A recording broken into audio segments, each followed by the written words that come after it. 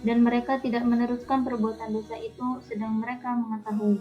Maha benar Allah dengan segala firman-Nya. Wassalamualaikum warahmatullahi wabarakatuh. Waalaikumsalam warahmatullahi wabarakatuh. Semoga pembacaan tilawah yang telah disampaikan oleh Adinda kita menambah keberkahan pada acara kita sore hari ini. Baik ibu-ibu sekalian, semoga dalam keadaan yang sehat walafiat, ya dalam keadaan yang bersemangat untuk menuntut ilmu, juga untuk berbagi pada sore hari ini. Alhamdulillah, moderator kita dan pembicara sudah hadir di tempat, maka saya akan langsung menyambut ya moderator kita, ada Mbak Nandika.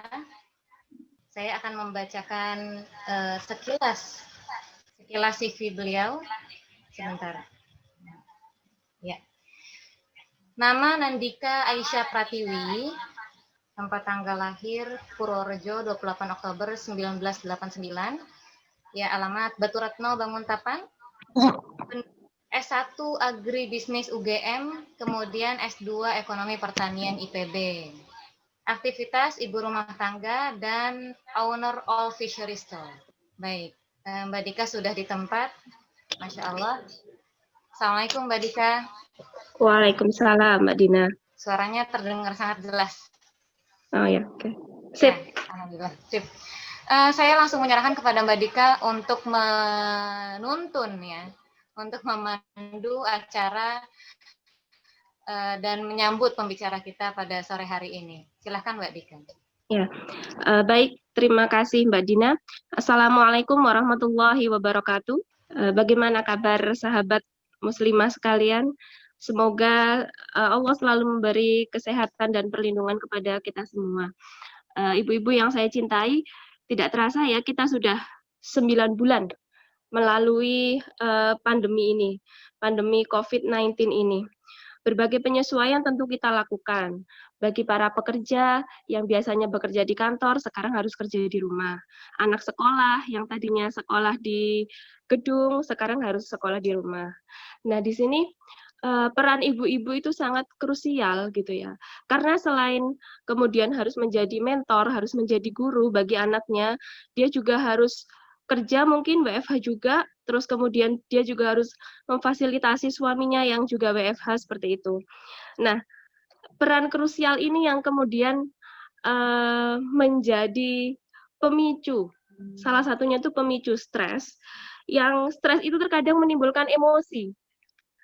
Nah, terkadang kita merasa complicated gitu ya, Bu, merasa ruwet banget gitu. Kayaknya kok harus ini, harus ini, harus itu selama pandemi ini, selama di rumah ini gitu kan.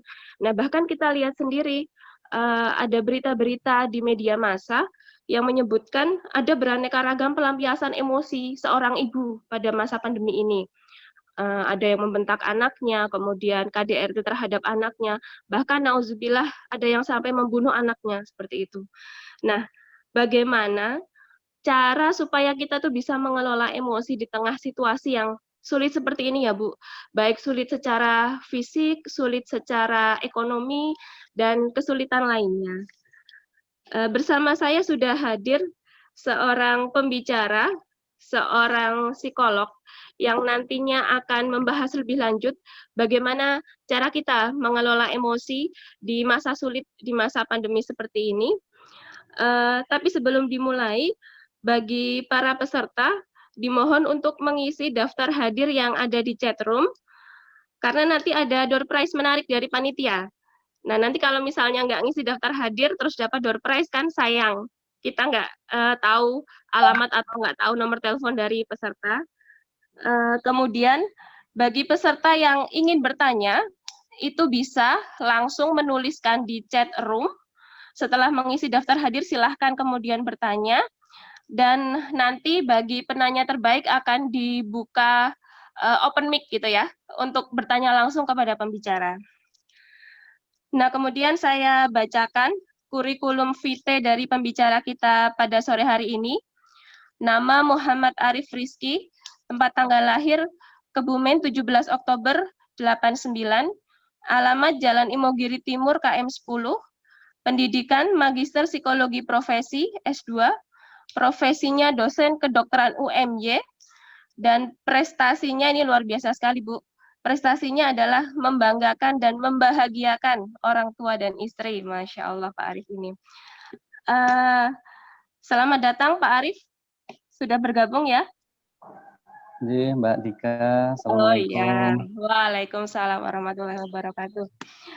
Baik, tanpa menunggu waktu lama lagi, karena kayaknya ibu-ibu ini udah penasaran, monggo saya persilahkan kepada Pak Arif untuk memulai materi terlebih dahulu. Dipersilakan.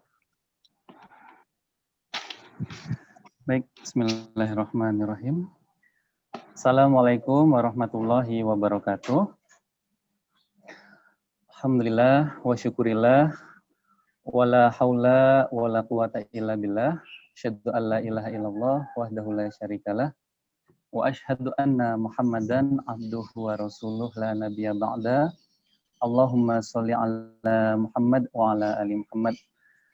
Rabbi shrah li sadri wa yassir li amri wahlul 'uqdatam min lisani yafqahu qawli. Qala Allahu ta'ala fi kitabil karim, a'udzu billahi minasyaitonir rajim.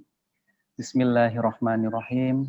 Fabima rahmatin minallahi lintalahum walau kunta faddan ghalidul qalbi lam faddu min haulik. Fa'fu anhum wastaghfir lahum wasyawirhum fil amr. Fa idza azamta fatawakkal 'alallah innallaha yuhibbul mutawakkilin. Ibu-ibu hadirin yang berbahagia, terima kasih sebelumnya kepada Mbak Nandika. Alhamdulillahirabbil alamin, di kesempatan yang berbahagia ini mudah-mudahan kita semua senantiasa dalam limpahan rahmat dan kasih sayang dari Allah Subhanahu wa taala. Mudah-mudahan ibu-ibu sekeluarga, para hadirin yang ada di sini senantiasa dilindungi Allah.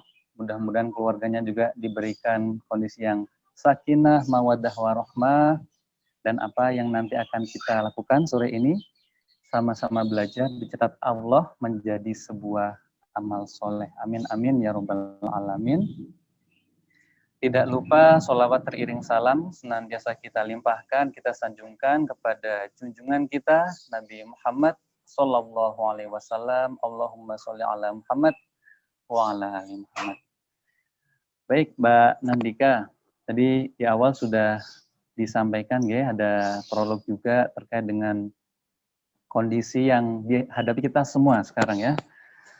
Dan alhamdulillah sore hari ini kita bisa ketemu, bisa insya Allah silaturahim ya ibu-ibu terkait dengan bagaimana cara kita mengelola emosi di tengah pandemi ini. Jadi kemarin ketika Mbak Dika ngubungi saya gitu ya, untuk ngobrol, untuk sharing dengan ibu-ibu yang di Salimah Banguntapan, itu kan temanya tentang apa Mbak? Tentang gimana ngelola emosi, ngelola kondisi yang barangkali dialami kita semua. Tapi sebelumnya saya mau nanya nih Bu, kira-kira Bu, menurut Ibu Mbak Nandika, saya termasuk orang yang stres nggak di pandemi ini?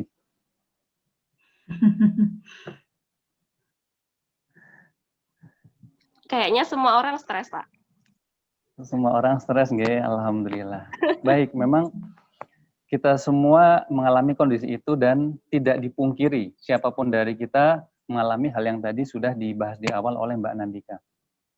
Artinya ini sebagai pengantar dari saya bahwa setiap dari kita itu sudah Allah karuniakan, sudah Allah berikan sebuah instrumen dalam diri kita yang namanya emosi. Ada kognisi, ada emosi, ya kan? Ada juga nanti kita diberikan karunia oleh Allah untuk bisa berikhtiar atau melakukan suatu aktivitas. Sehingga situasi pandemi ini sebenarnya kita lihat sebagai sesuatu yang ya bisa dikatakan ini memang cara Allah untuk kemudian menjadikan kita menjadi pribadi yang lebih baik. Dan mudah-mudahan kita nanti ya setelah sharing ini bisa mencapai suatu kondisi dan mudah-mudahan nanti kita semua mencapai derajat sebagai seorang yang ahsanu amala. Jadi bagaimana menyikapi situasi pandemi ini dengan ahsanu amala. Nanti kita banyak sharing Mbak Dika ya. Kalau materi mungkin sudah kemarin sasar nggih. Jadi nanti kita banyak sharing, banyak diskusi terkait dengan apa sih yang dirasakan. Apalagi ini kan ibu-ibu gitu ya. Biasanya ibu-ibu tuh kalau pas acara kajian, acara diskusi itu sangat interaktif. Oke, saya minta tolong Mbak Dika atau panitia, kita coba di gambar. Slide yang ketiga coba. Oke, Mbak Dina Oke, minta tolong jadi slide ini nggak ketiga. harus langsung semua kita tampilkan ya. Oke. Bu, coba Bu, kira-kira dalam bayangan ibu-ibu semua atau hadirin yang ada di sini, apa yang dirasakan atau yang terlintas ketika pertama kali melihat gambar tersebut? Nah, nanti Mbak Dika bisa nih untuk mengajak yang lain saling menyapa. Monggo silahkan. Oke. Mbak Dina, slide-nya.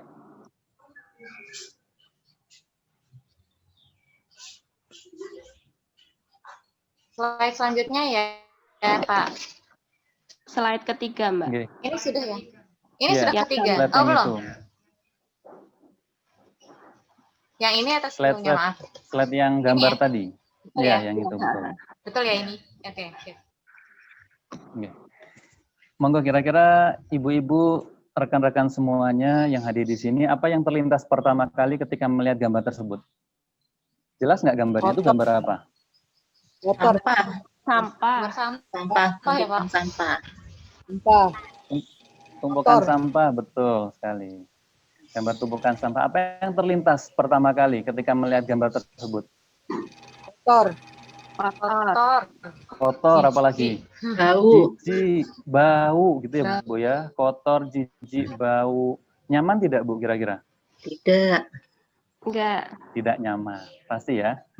Baik, nah ini sebagai sebuah pengantar latar belakang bahwa tadi nggih, sebenarnya banyak dari kita dalam menjalani kehidupan ini itu kalau bahasa saya secara mudah itu ada yang namanya sampah-sampah kehidupan.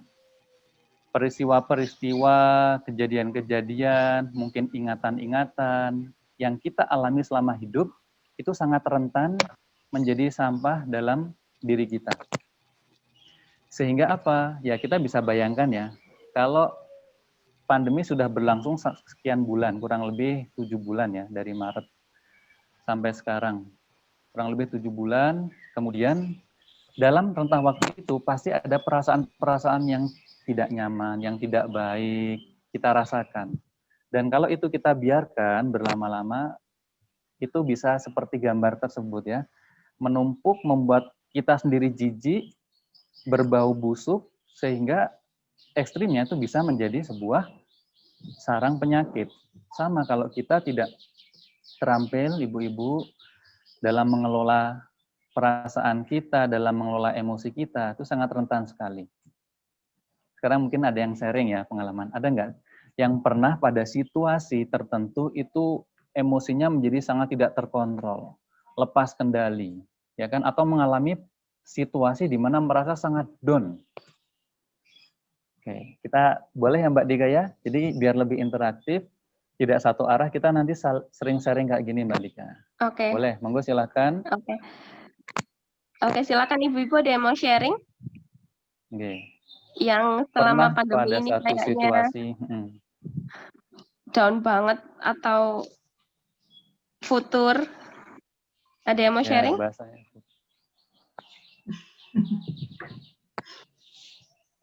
Oh, sepertinya malu-malu, Pak. Oke. Baik. Berarti kalau malu-malu biar saya saja, Mbak. Mungkin mereka takut sungkan atau gimana. Saya coba sering pengalaman. Oke. Tadi ketika saya bertanya ke ibu-ibu, ke hadirin, saya sendiri merasakan benar-benar betapa ada satu titik kondisi ketika pandemi ini, ya kan? Oh, ini ada juga nih. Pada saat baby blues. Ya, nanti kita bahas, G. Jadi, pada saat pandemi, saya pada kondisi yang biasanya itu beraktivitas, yang biasanya itu bertemu dengan orang karena profesi sebagai seorang dosen dan juga menerima konseling mahasiswa, hampir selama 3-4 bulan awal itu benar-benar off, benar-benar semuanya dikerjakan dari rumah, menggunakan daring gitu ya. Sehingga itu bagi saya membuat satu hal yang saya merasa Mbak Dika saat itu, ini saya udah titik jenuh nih, ini titik nggak sehat nih. Kenapa? Saya refresh lagi dengan ini. Oh iya, jadi ternyata kemarin-kemarin saya tidak langsung kemudian mengelola atau mengolah tadi ya bahasanya, mengolah sampahnya itu. Sehingga pada titik tersebut saya benar-benar down, merasa pada suatu hari itu aktivitasnya sangat ya sekedar mengalir, tidak ada passion, tidak ada suatu semangat untuk beraktivitas. Titiknya seperti itu. Kemudian ketika mencoba refresh, oh iya, aku lupa untuk bersih-bersih hatiku. Aku lupa untuk kemudian bahasanya memanage, mengelola emosi-emosi yang mungkin selama pandemi ini sedikit-sedikit dipendam sampai akhirnya titik puncaknya itu, Mbak.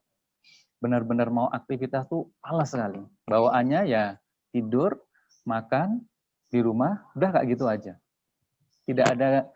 Tidak ada semangat, tidak ada keinginan untuk melakukan sesuatu yang lain. Nah, ketika tersadar, akhirnya tadi alhamdulillah dengan berbekal dari pengalaman dan juga keilmuan, sehingga pelan-pelan bisa untuk kemudian menapaki dan alhamdulillah bisa diberikan hidayah oleh Allah, bisa on lagi bahasanya seperti itu. Ini pengalaman pribadi, mungkin Mbak Nandika, ibu-ibu semua para hadirin pernah berada pada situasi itu. Jadi ketika itu tidak kita kelola, tinggal nunggu waktu saja. Tetapi masalah itu banyak, is okay, tapi segera kita kelola, maka kita akan melihat kenapa orang-orang soleh, ya kan? Mungkin guru-guru kita, orang-orang yang menginspirasi kita, kok terlihat mereka itu bisa kuat, bisa menghadapi semua masalah itu dengan sangat tegar, dengan sangat baik. Saya punya hipotesis dengan tadi yang saya gambarkan adalah mereka tidak berlama-lama menunggu agar emosi itu kemudian menumpuk. Mereka tidak berlama-lama membiarkan sampah itu dibawa, kemudian membusuk dan menjadi bau, jadi sumber penyakit. Nah, mungkin terkadang saya atau ada di antara kita yang terlalu lama membiarkan itu menumpuk dalam hati kita, dalam jiwa kita. Sehingga kalau ditanya, kira-kira nyaman nggak membawa, dalam tanda kutip ya, membawa sampah, membawa beban, kira-kira nyaman napa mboten, Bu? Nah, ini jadi pertanyaan kita. Gitu, oke?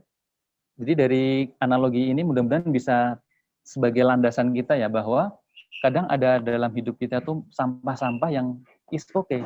Itu sesuatu yang fitrah, itu sesuatu yang wajar dan pasti akan dialami oleh siapapun.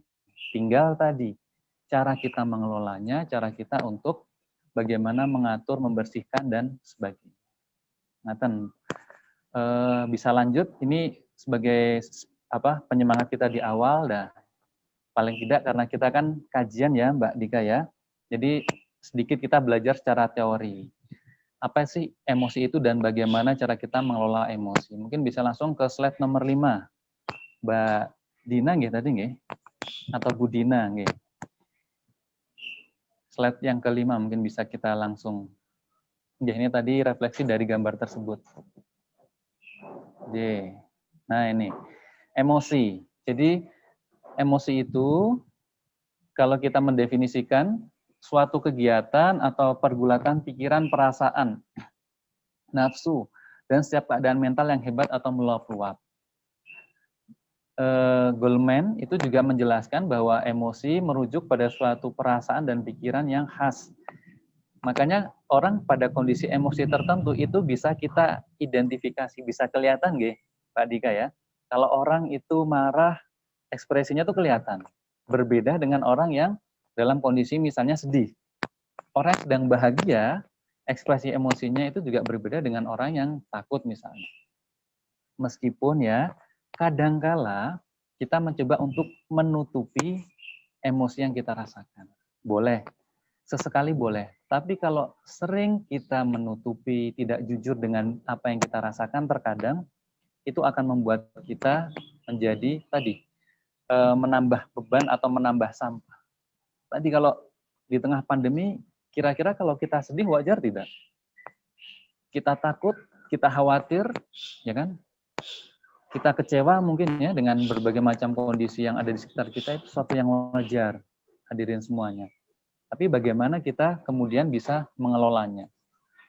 Ada di antara kita yang mencoba berpura-pura kuat tetapi memaksa untuk berpura-pura kuat. Sekali dua kali is okay, tapi kalau kemudian terlalu lama, ya kan, tidak benar-benar rasa kuatnya itu dari dalam, ya kan, sehingga yang terjadi adalah keterpaksaan.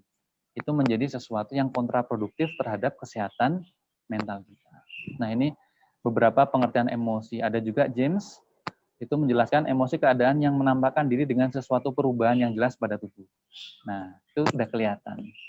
Baik, slide selanjutnya Mbak Dika. Saya sambil ingin ngajak hadirin. Oke, stop dulu, jangan diklik. Ya sudah kalau udah. Baik, kita main ya, main games ya. Mungkin ibu-ibu boleh on cam ya, kalau berkenan, supaya nanti teman-temannya tahu. Kita akan berlatih ekspresi dari jenis emosi yang akan kita tunjukkan. Nah, kita semua punya itu ya. Nah, coba siap nggih?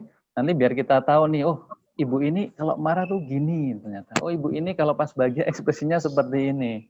Jadi nanti tahu. Mbak Dika juga ikut ya nanti ya. Oke. Boleh? Silahkan. Emosi, jenis emosi dasar yang pertama itu apa tadi? Kita udah tahu, marah ya. Coba ekspresikan. Kalau orang marah biasanya, nih, kita jujur sama diri kita nih. Pas kita marah tuh dari raut muka, ya kan? Itu akan seperti apa? Coba nanti Mbak Dika kita semua bisa lihat satu-satu nih, ya. Malah pengen ketawa Kalau orang ya, Pak. marah ya. Iya, kadang lihat ekspresi wajah teman-temannya, nggih. Oh, kok ternyata kalau marah tuh jelek wajah saya. Ternyata tuh kalau marah tuh, oh kan. Jadi ada yang alisnya menyatu gitu kan, nyambung gitu kan. Bibirnya maju. Wah, jelek pokoknya kalau orang marah ya. Itu marah. Dan selalu ada sesuatu yang tertahan di dalam perasaan kita. Itu marah. Nah, coba ekspresinya sudah semuanya. Baik. Ekspresi yang kedua apa? Setelah marah, ekspresi dasarnya. Nah, orang takut kan? Orang takut tuh ada sesuatu yang khas juga ekspresinya. Jantungnya berdetak gitu kan, cepat, terus wajahnya tuh apa? Menunjukkan raut yang ketakutan. Gitu kan? Itu takut. Sama corona mau periksa misalnya atau mau pergi keluar, ada rasa takut. Atau lagi punya utang gitu kan, ketemu yang ngutangin, wah takut gitu kan. Macam-macam ekspresi takut. Yang ketiga apa, Mbak Dika? Marah, takut, kemudian Jijik. jijik. Ini ekspresi dasar juga. Kayak tadi ngelihat sampah gitu kan, jijik gitu kan. Atau melihat sesuatu yang bagi kita itu jorok, kotor gitu kan, kita merasa jijik. Itu emosi dasar. Itu sekali lagi bekal yang sudah Allah karuniakan ke dalam diri kita. Dengan emosi-emosi itu membuat kita bisa menjalani kehidupan dengan lebih adaptif sebenarnya. Ya. Oke, ada marah, ada takut, ada jijik. Terus apa lagi? Situ? Senang. Nah, ini coba sekarang berikan senyuman terbaik buat yang hadir di sini, buat saudara-saudaranya. Buat hadirinnya, berikan senyuman terbaiknya. Oke, saya hitung sampai 3 ya. Ini sebagai bentuk sedekah kita buat saudara-saudara yang ada di sini, ya, buat solihah-solihah yang ada di sini. Oke, Mbak Dika yang hitung, ditahan 5 detik Mbak Dika. Oke. Ya. Oke, siap ya ibu-ibu semua. On cam, kita bersedekah bersama sore ini dengan senyuman. Saya hitung ya Bu. 1, 2, 3. Silakan senyum. Tahan. Oke, selesai. Terima kasih. Oke, alhamdulillah ya. Itu ekspresi ketika orang bahagia, senang dan sebagainya. Dan yang terakhir yaitu ketika orang kaget atau terkejut. Nah, jadi ekspresi atau jenis emosi dasar ini itu sebenarnya sesuatu yang sudah sudah alamiah Allah instalkan dalam diri kita. Tugas kita itu coba untuk jujur dengan apa yang kita rasakan, coba untuk kemudian bagaimana mengelolanya. Ya, kita sama-sama belajar bagaimana sih agar kita bisa mengelola emosi-emosi tadi dengan lebih hadapkan. Oke. Slide selanjutnya ini beberapa jenis emosi nggih yang ada di Al-Qur'an. Nah, nanti bisa dipelajari bersama, jadi macam-macam emosinya. Ternyata ketika di sini ditunjukkan banyak sekali itu kan berarti Allah sudah memang menciptakan, mendesain kita sebagai manusia itu dengan kesempurnaannya.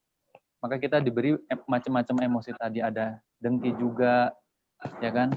Ada malu, ya kan? Merasa sedih dan sebagainya. Itu emosi-emosi yang ada di Al-Qur'an. Oke.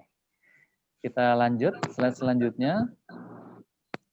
Nah, ini yang jadi bahasan kita nggih. Jadi dari beberapa hal yang sudah kita bahas tadi, sebenarnya emosi tadi kan sesuatu yang wajar ya. Sesuatu yang wajar yang kita rasakan.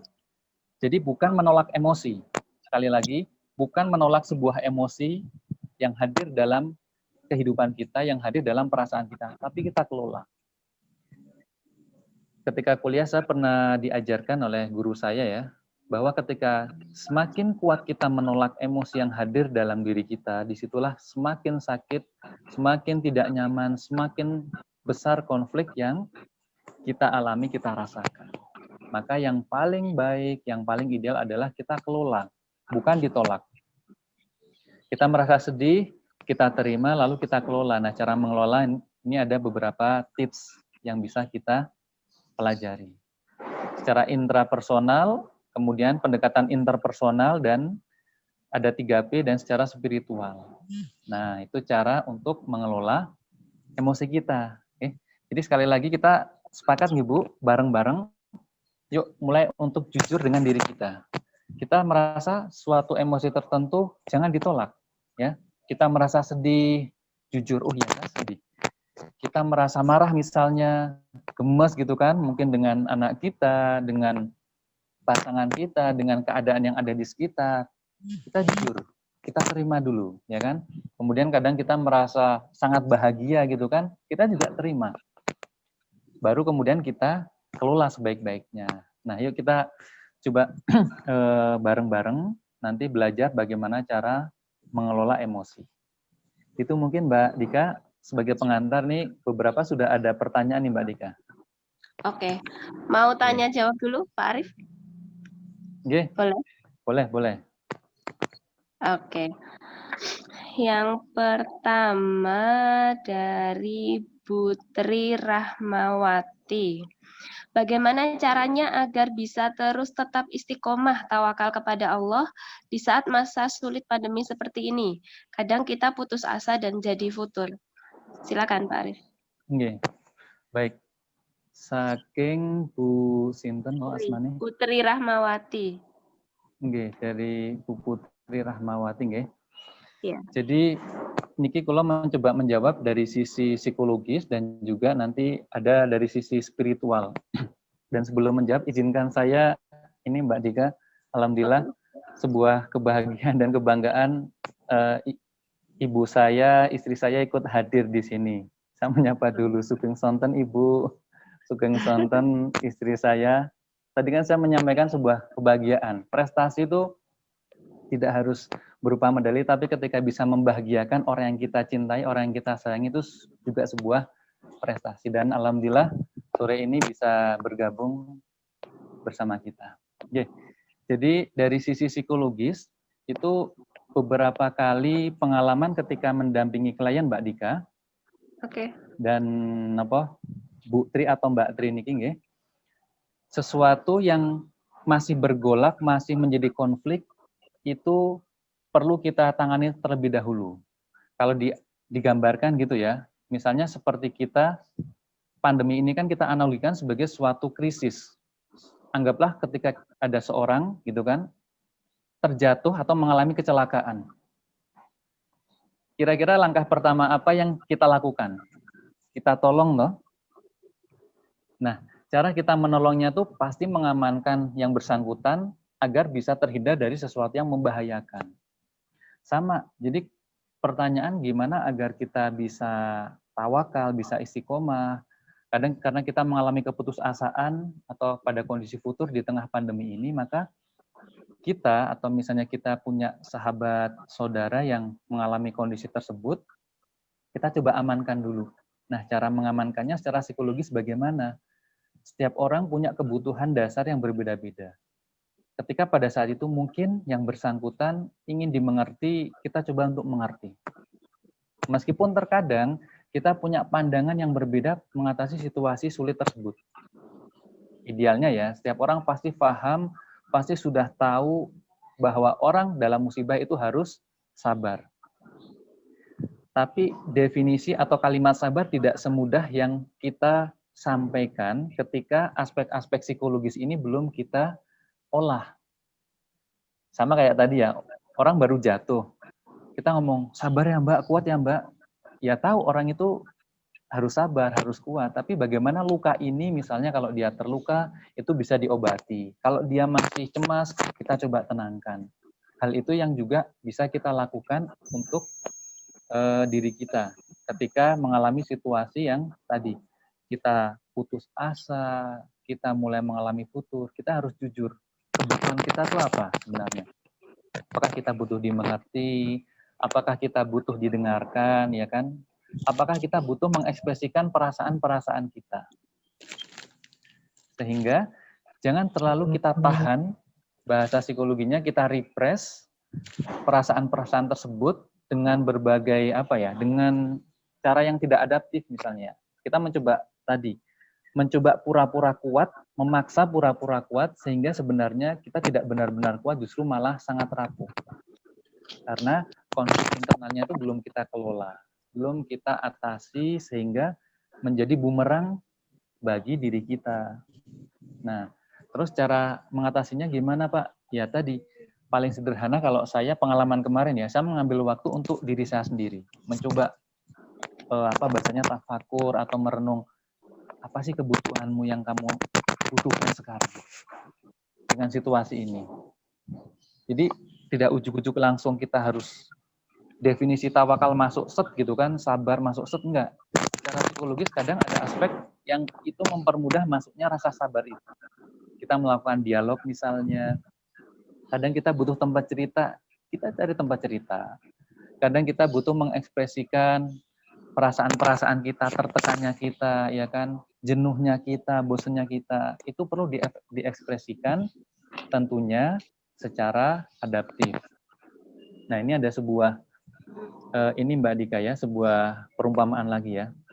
Ibu-ibu bisa membayangkan ya, kalau kita ngempet gitu kan, kita pingin pipis, mohon maaf, tapi kita empet, rasanya gimana, nyaman nggak? Enggak ya. Meskipun kita sabar, kuat, kamu bisa, kamu kuat, itu nggak akan mempan. Kenapa? Ada sebuah dorongan, ada sebuah kebutuhan yang butuh diekspresikan. Cuma cara ekspresi kita, cara menyalurkannya apakah itu adaptif dan juga sesuai dengan syariat atau tidak. Maka ada beberapa hal yang bisa kita lakukan. Contohnya tadi, kita boleh menangis ketika kita merasa sedih. Kita boleh untuk kemudian mengekspresikan kemarahan kita dengan cara-cara yang adaptif. Salah satunya misalnya Anda boleh, kalau secara Islam atau spiritual nanti ya, ada pendekatan-pendekatan tertentu.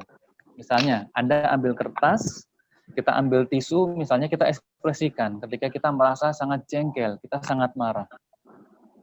Kalau saya dulu ya, ketika zaman SMA atau zaman kuliah tuh sangat suka olahraga futsal. Salah satu bentuk katarsis dari kondisi-kondisi yang saya alami. Jadi dengan menendang bola, itu saya tidak menyakiti siapapun. Karena yang saya tendang adalah bola. Kadang dari kita tidak sadar mengekspresikan kemarahan, mengekspresikan perasaan tidak nyaman kepada orang lain. Sehingga itu menjadi bentuk ekspresi yang tidak sehat. Yang paling pas adalah coba kita langsung kembalikan kepada tadi sang pemilik atau sang yang menguasai diri kita, yaitu Allah Subhanahu wa Ta'ala. Ambil air wudhu gitu kan, lalu di saat itu menangislah sejadi-jadinya, bermunajatlah sebisa kita sambil meminta petunjuk. Jadi ketika pada kondisi futur gitu ya, kalau ini secara spiritual kita bisa menggunakan pendekatan-pendekatan tadi. Nah, kalau secara psikologis tadi, jadi kerangka psikologinya adalah emosi, semua konflik itu perlu dikelola. Kalau tidak dikelola, nanti kita bisa mengamati ada sebuah fenomena, sehebat apapun yang kita sampaikan, gitu, konsep-konsep keislaman, dalil-dalil Al-Quran itu akan tertutup. Masih tertutup. Kenapa? Karena konflik psikologisnya itu belum selesai. Kita mencoba orang untuk kuat misalnya di tengah pandemi ini, tetapi kebutuhan dasarnya itu belum tercukupi, belum terpenuhi, ya tadi tidak akan berdampak secara efektif. Kurang lebih gitu Mbak Dika, cara kita untuk menguatkan agar bisa lebih tegar. Jadi jujur dulu dengan diri kita, pahami apa kebutuhannya, lalu mulailah sambil masukkan konsep-konsep tadi tentang ketawakalan, konsep-konsep tentang keislaman. Dan ini tambahan mungkin ya, yakin ujian COVID ini benar-benar ujian keimanan kita. Yakin saja. COVID ini sebagai ujian keimanan kita yang sebenar-benarnya. Di manakah kita bergantung, di manakah kita bersandar, di manakah kita mencari tempat pelindung kalau bukan Allah. Jadi pandemi ini justru menjadi sebuah momentum kita untuk tadi benar-benar bisa kembali kepada Allah. Nah, mudah-mudahan itu sebagai spirit kita bisa lebih kuat, bisa lebih tegar gitu. Gitu Mbak Dika, pertanyaan yang pertama mungkin ya. Oke, baik. Ya, jadi mulai jujur ya Ibu-ibu dengan diri kita sendiri terhadap emosi yang kita rasakan gitu. Karena semakin ditolak itu semakin sakit ya Pak Arif ya. Semakin menambah sakit gitu. Jadi harus dikelola. Baik, untuk pertanyaan yang kedua, ini dari Bu Yayu. Pertanyaannya, bagaimana pendapat Pak Arif mengelola emosi dengan cara diam? Karena daripada ngomong nggak karuan gitu Pak. Ya, jadi diam itu emas. Nah, ini mungkin bagaimana pendapat Pak Arif tentang mengelola emosi dengan cara diam? Seperti itu. Silakan Pak. Nggih. Matur nuwun Mbak Dika, pertanyaan dari Bu Yayu nggih. Bagaimana cara mengelola emosi dengan cara diam? Baik.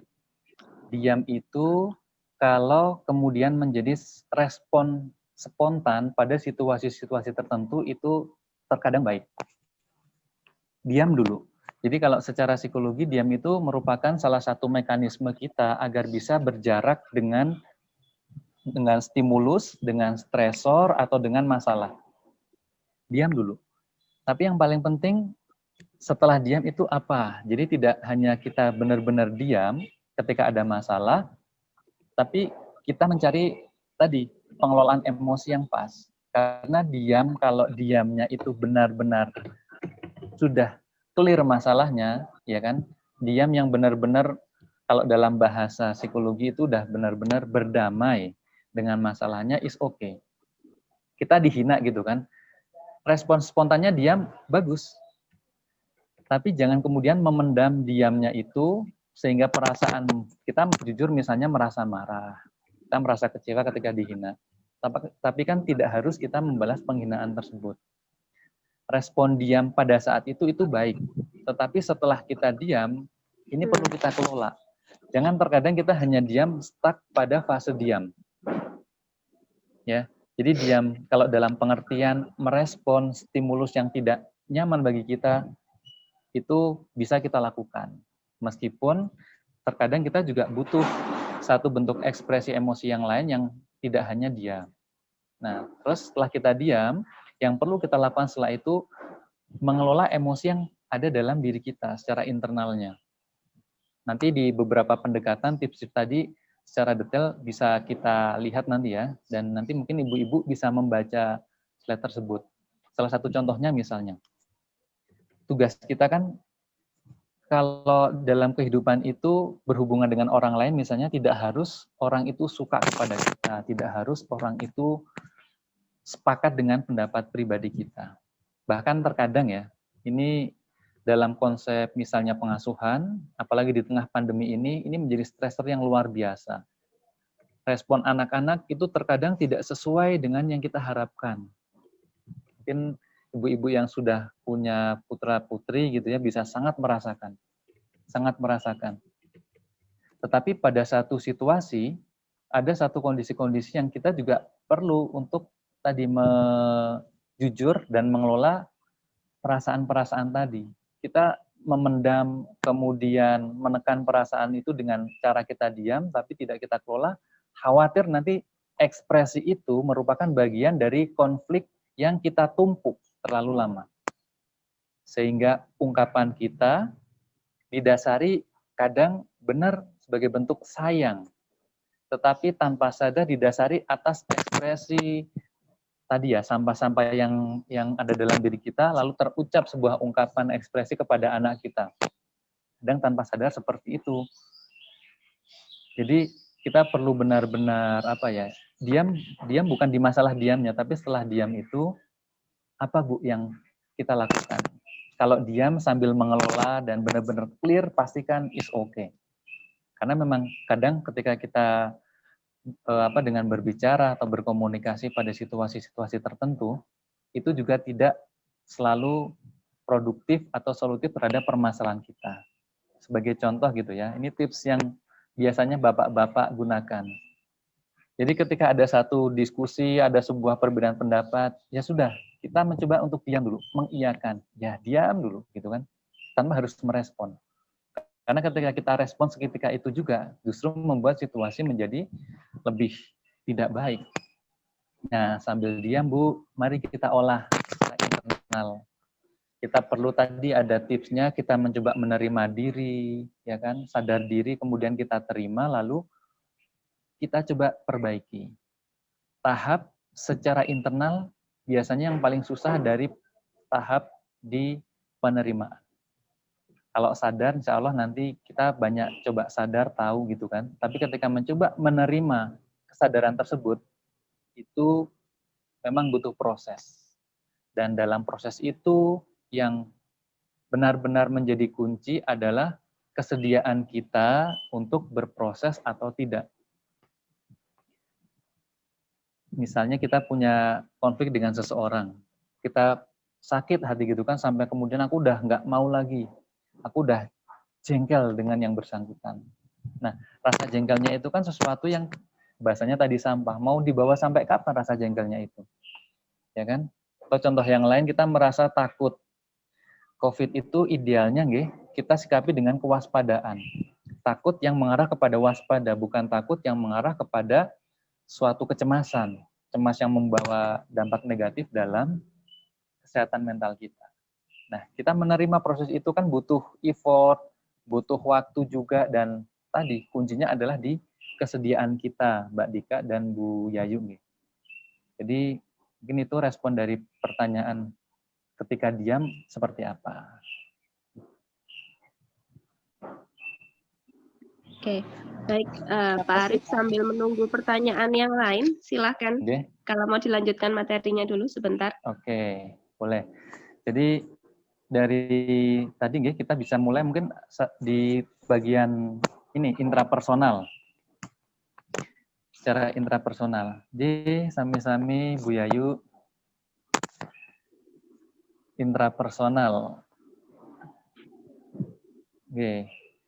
Jadi di bagian intrapersonal itu kita mentadaburi Quran surat Asy-Syarh, surat Alam Nasroh. Oke. Monggo kita baca sarang-sarang dulu. Kita baca dulu semuanya. A'udzu billahi minasy syaithanir rajim. Bismillahirrahmanirrahim. Alam nashrah laka sadrak wa wada'na 'anka wizrak alladzi anqadha dhahrak wa rafa'na laka dzikrak fa inna ma'al usri yusra inna inna ma'al usri yusra fa idza faragta fansab wa ila rabbika farghab. Oke.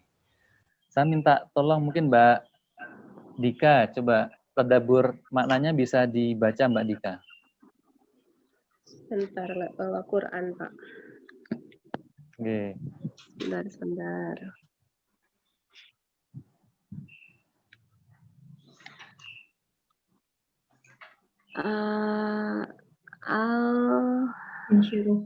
Insyirah ya.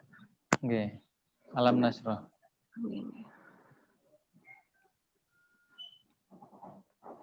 Mana tuh? Al-Qur'an.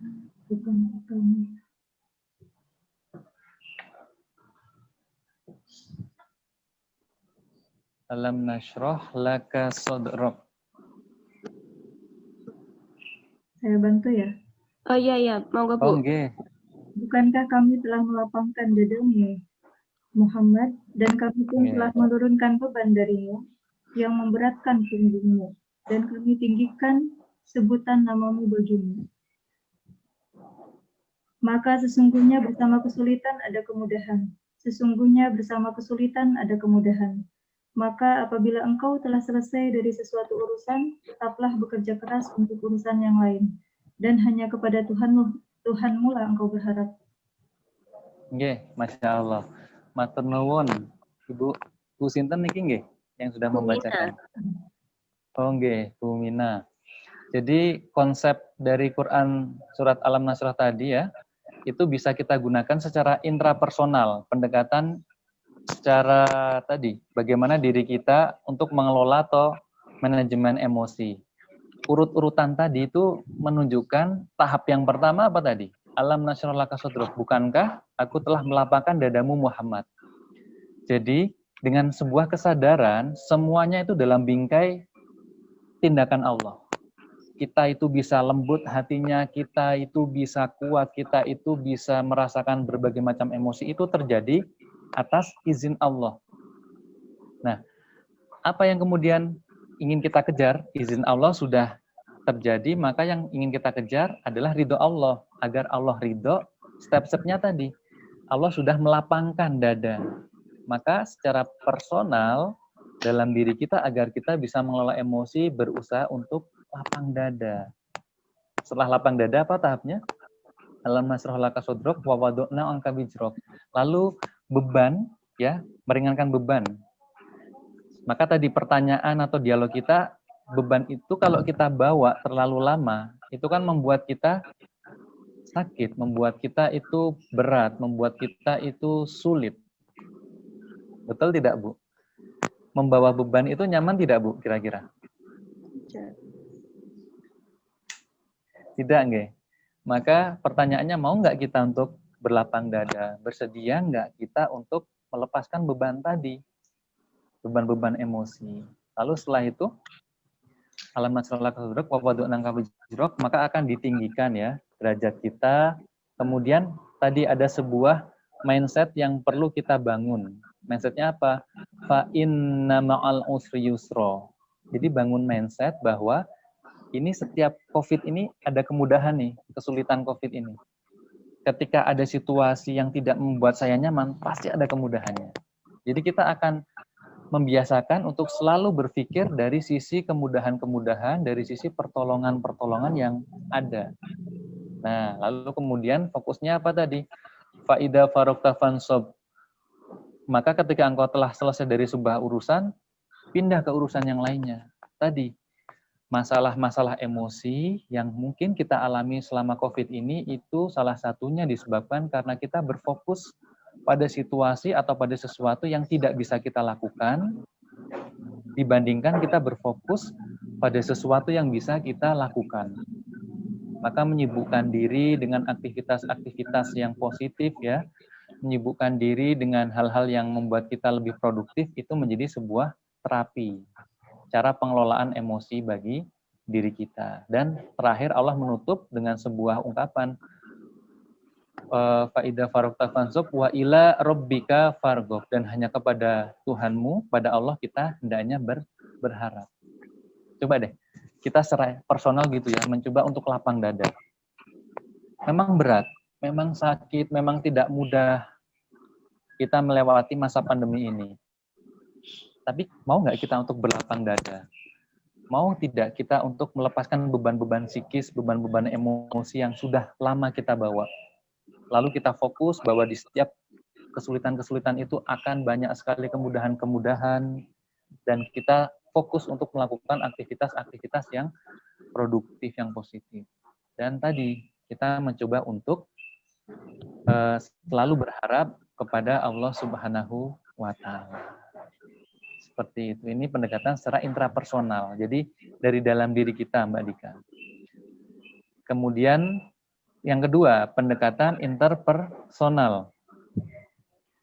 Pendekatan interpersonal ini, nah ini beberapa tadi ya latihannya. Interpersonal ini biasanya kan masalah itu juga muncul ketika dalam kehidupan tadilah sehari-hari. Masalah itu kadang muncul.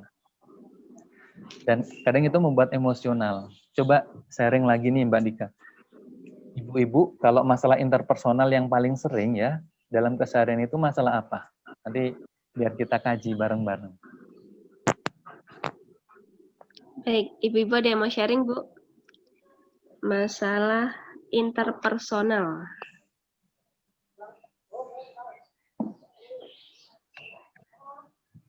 Interpersonal berarti dari diri kita sendiri ya, Pak? Interpersonal itu yang berhubungan dengan orang lain. Orang lain itu bisa pasangan, bisa anak, bisa teman kerja, bisa rekan kerja, guru, tetangga, ya kan? Pokoknya yang melibatkan orang lain. Mungkin komunikasi, Pak. Masalah yang suka timbul dengan siapapun, dengan pasangan, dengan tetangga, dengan rekan kerja, itu kan banyak sekali miskomunikasi ya. Betul, betul. Masalah komunikasi dengan orang lain gitu. Terus apa lagi Bu, kira-kira Bu? Sering tidak? Pak. Egoisme. Egoisme. Betul, egoisme ini tadi ada egoisme, termasuk masalah komunikasi, terus apa lagi? Masalah ini Bu biasanya, harapan yang tidak sesuai kenyataan. Sering nggak Bu kayak gitu Bu? Kita berharap respon orang lain seperti apa, tapi ternyata kenyataannya berbeda dengan yang kita harapkan. Sering Bu seperti itu Bu? Ya, Pinginnya misalnya yang anak-anaknya penurut gitu kan, suportif gitu kan, kadang ada satu situasi, satu kondisi di mana anak kita itu tidak sesuai yang kita harapkan. Itu bisa menjadi problem juga. Pasangan atau orang lain, tetangga, teman, dan sebagainya. Nah, di dalam Al-Quran juga kita sudah ini ya, yang tadi awal saya kutip ayatnya, itu merupakan sebuah bentuk cara pengelolaan emosi, manajemen emosi. Quran surat Ali Imran ayat 159 sampai 160. Yang tadi saya kutip ayat 159 dari Quran surat Ali Imran. Ayatnya, A'udzubillahi minasyaitonirrajim, bismillahirrahmanirrahim. Fabima rahmati minallahi lintalahum. Maka disebabkan rahmat Allah, kamu berlaku lintalahum, lemah lembut. Sekali lagi, kita harus yakin bahwa kelemah lembutan sikap kita itu semuanya itu atas izin Allah. Kalau ada orang baik kepada kita, itu terjadi atas izin Allah. Kalau ada orang tidak baik kepada kita, itu juga terjadi atas izin Allah. Ketika ada miskomunikasi, itu juga terjadi atas izin Allah ya Bu ya. Maka sikap kita apa? Walau kunta faddun ghalidul qalbi lan faddu min haulik. Ketika engkau bersikap keras, lagi berhati kasar, lan faddu min haulik, maka mereka pasti akan menjauhkan diri darimu. Itu rumus. Dan secara psikologis juga memang seperti itu, Bu.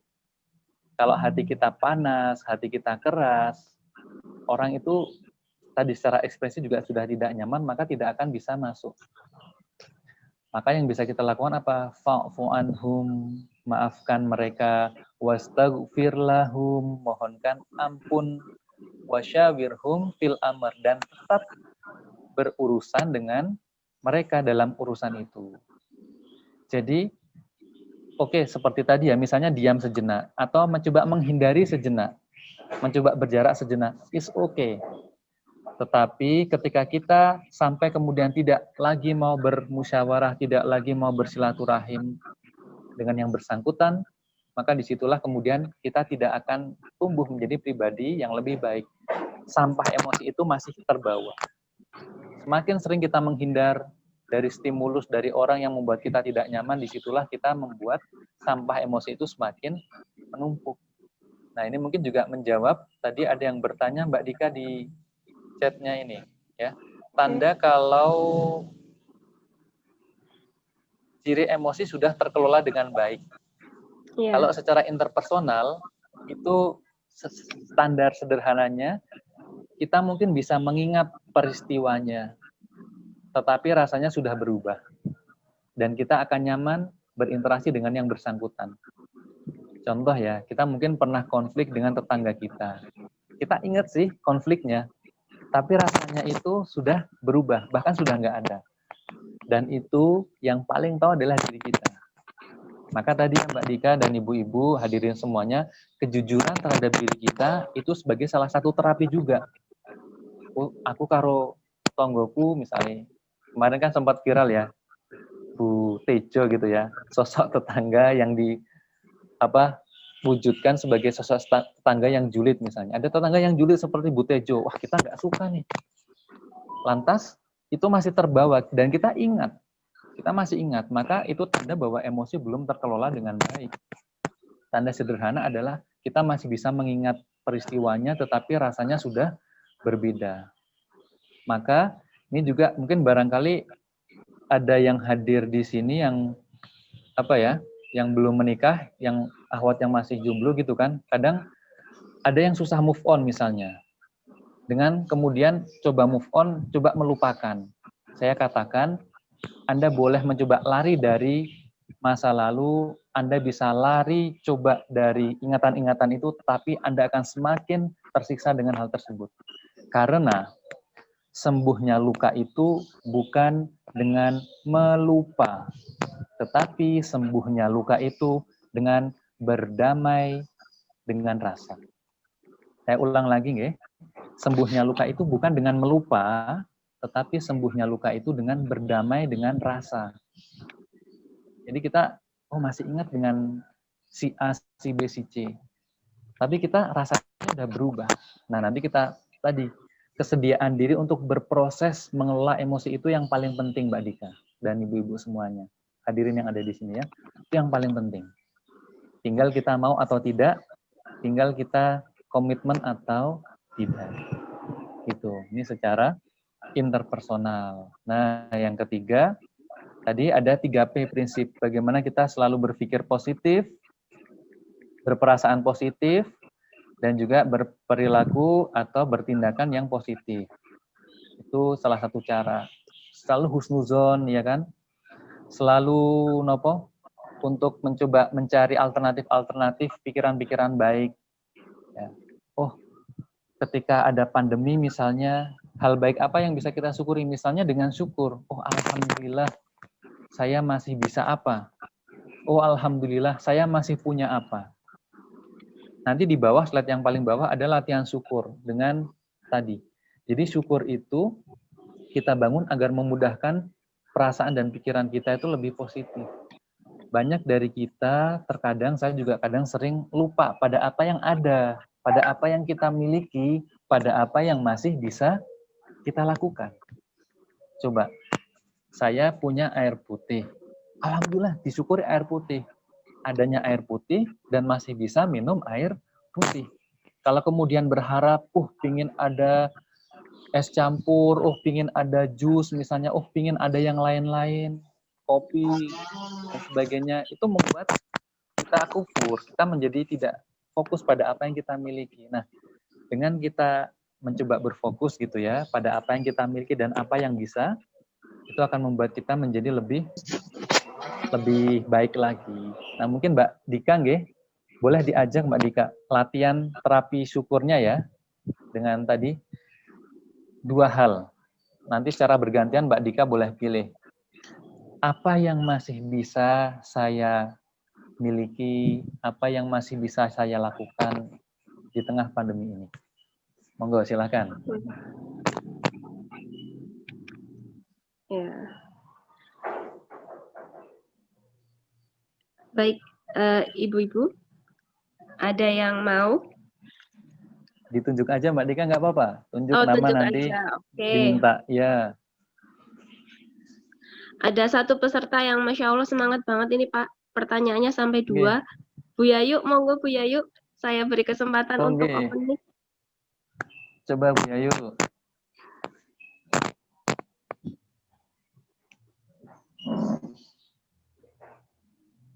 Unmute. Unmute, Halo. Bu. Bu, dinyalakan dulu Bu mic-nya. Gimana, Bu? Nah, Pertanyaan Monggo saya. Bu Yayu. Oke, Saya baik. membaca pertanyaan saya. Bagaimana? Jadi ini Pak Arief, apakah saya bisa menyimpulkan bahwa mengelola emosi itu perlu pikiran yang sangat cerdas agar bisa memahami diri sendiri, memahami orang lain, dan mencari solusi bagaimana kita bisa memanage emosi kita ini. Nah, terutama emosi gitu ya. Kalau yang senang sih itu gampang itu ya memanage-nya. Tapi kalau yang negatif ini yang Negatif. bukan negatif ya Pak ya. Sebenarnya misalnya sedih, takut dan sebagainya itu kan memerlukan pikiran yang sangat luar biasa karena supaya tidak marah bagaimana, supaya tidak mengeluarkan kata-kata yang Oke.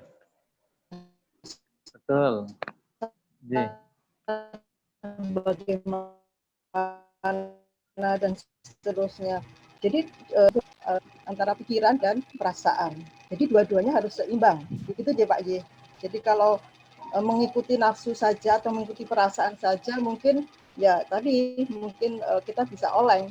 Tapi kalau hanya mengikuti pikiran saja mungkin juga kita menjadi manusia yang kaku gitu. Nah, apakah betul seperti itu Pak Arief? Terima kasih. Assalamualaikum warahmatullahi wabarakatuh. Waalaikumsalam warahmatullahi wabarakatuh. Nggih, Bu Yayu, alhamdulillah. Jadi yang Bu Yayu sampaikan bahwa antara pikiran dan perasaan itu harus saling bekerja sama dengan baik, itu memang betul, Bu. Artinya kita pada satu situasi kadang terlalu dominan dengan perasaan kita, terlalu sedih, terlalu terpuruk. Pada situasi tertentu, kalau saya mengatakan itu fase bleeding atau fase kita sedang terluka, it's okay. Kadang dari kita butuh waktu itu, tetapi jangan terlalu lama. Maka cara untuk kemudian kita bisa imbang lagi, bangkit lagi, seperti yang tadi Bu Yaya sudah sampaikan.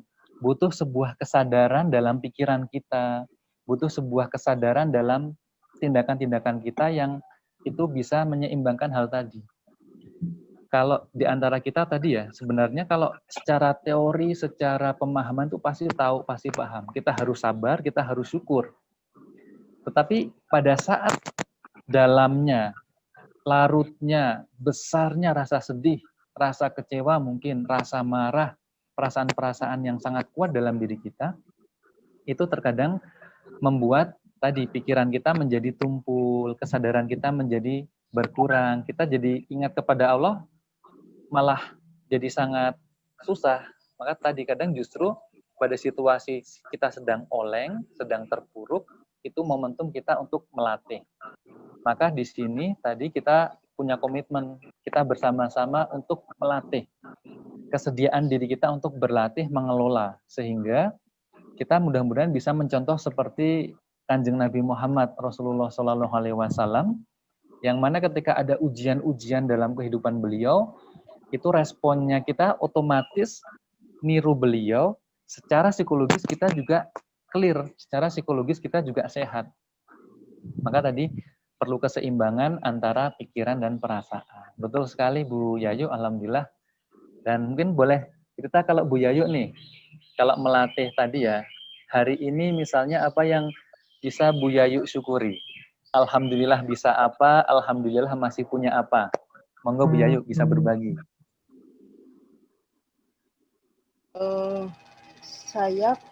Kalau saya itu begini Pak, jadi ketika melihat sesuatu atau seseorang itu di 10 detik pertama, saya selalu berpikiran positif. Jadi misalnya saya melihat anak saya kok dibangunkan subuh itu kadang susah Pak Nggih. Jadi saya berpikir positif. Ya, semoga mudah-mudahan dia segera bangun. Dia segera terbangun.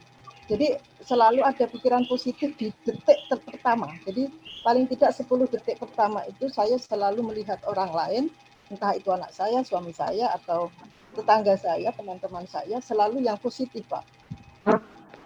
Jadi ternyata memang fresh gitu rasanya. Walaupun nanti akhirnya kok begitu ya, tidak sesuai dengan pikiran saya, tapi saya selalu membuat pikiran saya sendiri berpikir positif.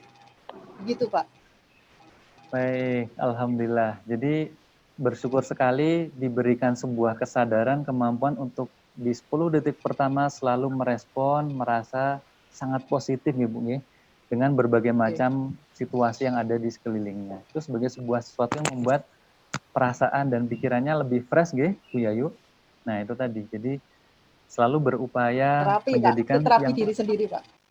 Betul, iya, sebagai bentuk terapi untuk diri kita sendiri.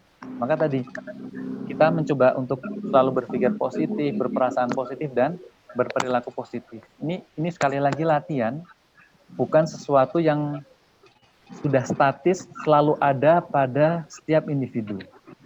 Maka yuk bareng-bareng kita berlatih agar hal-hal ini nanti mudah-mudahan bisa menjadi sesuatu yang melekat. Kadang mungkin kalau lupa ya kita ingatkan lagi, oh iya dulu latihannya seperti ini. Sehingga respon-respon spontan kita tuh mungkin seperti Bu Yayu, lihat oh positifnya apa. Jadi ingat, oh iya saya masih ada yang bisa saya syukuri hari ini. Oh saya bersikap sabar, tapi yang sabar benar-benar dengan kelapang dadaan. Bukan sabar yang kemudian ditenagai oleh keterpaksaan. Nah, seperti itu. Ini sebagai sebuah luar biasa sekali dari Bu Yayu, nggih. Sharing pengalamannya, nggih. Matur nuwun. Mungkin yang lain Mbak Dika, nggih. Oke.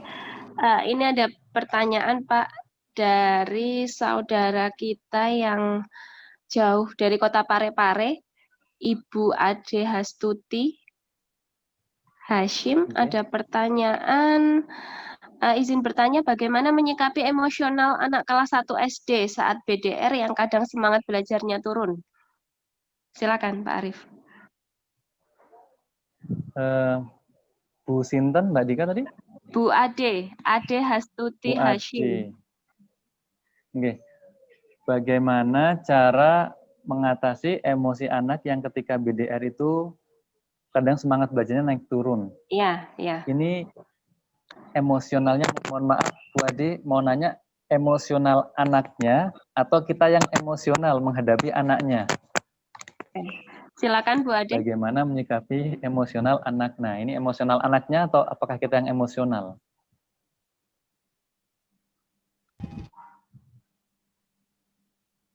Ya, silakan Bu Ade, bisa open mic.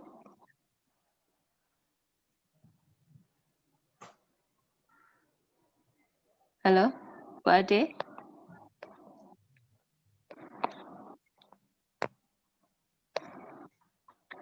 Oke, mungkin saya coba jawab dari dua kemungkinan tadi, nggih, Mbak Dika, nggih. Iya, iya, monggo Pak. Oke, kalau yang emosional itu kita, ya, anak SD belajarnya semangatnya naik turun, kita emosional, nggih. Sekali lagi, terima dan sadari bahwa itu sesuatu yang mungkin kita alami dan orang lain juga mengalami. Kita perlu jujur, kita emosi, yes, sadar dulu, terima dulu bahwa kita mungkin saat itu emosi. Lalu, kita enggak respon kesadaran untuk memilih apa yang kita sampaikan. Punya enggak kita pilihan untuk memilih apa yang kita lakukan kepada anak-anak kita? Apakah kita otomatis selalu harus marah? Apakah kita otomatis selalu harus berespon yang membuat anak kita juga tidak nyaman misalnya. Kita harus sadar dulu. Kita sadar bahwa kita merasa emosi, kita merasa marah, tapi selalu sadari bahwa kita bebas untuk memilih respon. Sebagaimana ketika kita dihina orang, kita kecewa, kita sedih, ya misalnya, atau kita marah. Emosi itu kita sadari dan kita terima, ya kan? Tapi kita kelola dengan memilih responnya seperti apa. Jadi itu yang perlu kita sadari ketika kita emosional. Kita coba ngempet, khawatirnya yang diempet kalau itu dikelola dan benar-benar clear, benar-benar dibuang, ya, itu bisa membuat situasi kedepannya lebih baik, Mbak Dika dan Bu Dwi tadi ya. Tapi Bu kalau Ade, yang Pak. kita pendam, oh ya Bu Ade, maaf Bu Ade, bahasanya kita pendam, ya kan? Kemudian suatu saat numpuk sampai meledak. Nah itu yang nggak kita harapkan. Maka segera kita kelola kayak sampah tadi. Sampah itu nggak harus disembunyikan di bawah kolong meja kita. Kalau emang ada sampah, kita harus gentle mengakui, oh iya itu sampah. Sama kayak kita, oh ini marah, oh ini sampah. Sedih, oh ini sampah, kita kelola. Gitu. Lalu kita buang, kita letakkan dengan cara-cara yang lebih adaptif. Ada beberapa teknik secara psikologis, misalnya katarsis, ya kan tadi yang saya sampaikan. Butuh tempat cerita, ekspresikan perasaan-perasaan kita. Atau kita sedih, kita marah gitu kan. Kadang saya menggunakan teknik empty chair untuk klien-klien saya, Mbak Dika. Jadi ini bahasa gampangnya, kursi kosong. Apa itu kursi kosong? Kursi kosong itu, ini adalah sebuah terapi psikologis untuk kita mengekspresikan perasaan-perasaan yang kita alami, kemarahan, kejengkelan, hal yang lain sebagainya, pada kursi kosong. Dengan harapan apa? Itu tersalurkan tanpa harus menyakiti siapapun. Jadi pernah itu ya ada yang kemudian tidak nyaman dengan temannya, daripada dia melampiaskan kepada temannya, saya ajak dia untuk ya udah, kamu punya unek-unek apa ke temanmu? Kamu lampiaskan di sini, di ruang konseling. Setelah itu kamu coba untuk membangun diri kamu lebih baik lagi. Nah, kurang lebih seperti itu. Jadi yang kita kelola ketika kita emosional saat anak kita semangat belajar naik turun itu monggo. Boleh mungkin kita diam sambil tapi pastikan dalam kondisi itu, emosi itu kita kelola sehingga tidak menumpuk berlama-lama dan nanti suatu saat meledak. Nah, ini kemungkinan pertama. Kalau yang kedua, misalnya anak kita yang emosional, misalnya Mbak Dika, itu sebagai sebuah tanda ketika anak kita emosional, ada kebutuhan yang tidak terpenuhi. Nah, apa? Kita yang paling tahu. Maka tadi, kecerdasan kita untuk melihat, kecerdasan kita untuk merasakan kebutuhan-kebutuhan pasangan kita, anak kita, itu kita sendiri yang paling tahu. Apakah marahnya ini benar-benar ekspresi dari belajar di rumah saja, ataukah mungkin ada kebutuhan lain yang belum terfasilitasi. Nah, kita bersama-sama sebagai orang tua mencoba untuk memenuhi kebutuhan-kebutuhan tidak hanya yang sifatnya fisik, tetapi kebutuhan psikis. Seperti itu. Dan sekali lagi, kita juga selalu mendoakan saja kelembutan hati bagi anak kita yang atau pasangan kita pada situasi pandemi ini supaya senantiasa dalam kondisi emosi yang lebih stabil. Mungkin itu jawabannya Mbak Dika dan Bu Ade tadi ya. Ya. Okay. Baik, ini kayaknya problem ibu-ibu yang anaknya SFH gitu ya. Kayaknya nggak cuma anak kelas 1 SD gitu. SMP, SMA itu juga sama gitu. Karena beda ya sekolah di rumah dan sekolah di gedung kayak gitu kan. Jadi memang perlu pengelolaan emosi yang baik gitu dari ibunya gitu. Saya sendiri pun juga merasakan gitu. Bahkan anak saya TK gitu kan. Dan untuk mengondisikan mood-nya ketika daring itu luar biasa perjuangannya memang. Jadi ya memang kondisi ini benar-benar menuntut kita untuk ini ya ibu-ibu memanajemen diri kita sebaik mungkin gitu. Jangan sampai emosi kita itu kemudian menimbulkan banyak korban gitu, terutama ke anak-anak kita.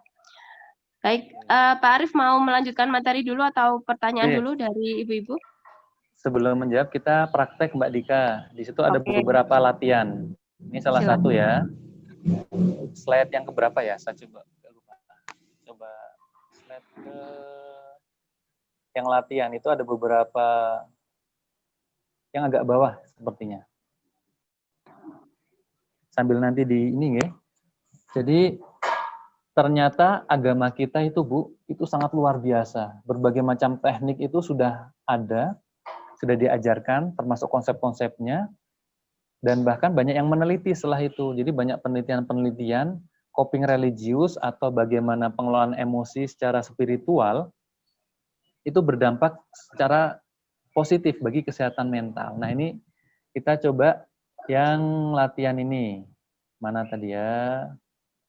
Latihan pernapasan. Nah, atasnya latihan, nah ini, deep breathing atau latihan pernapasan. Coba slide bawahnya.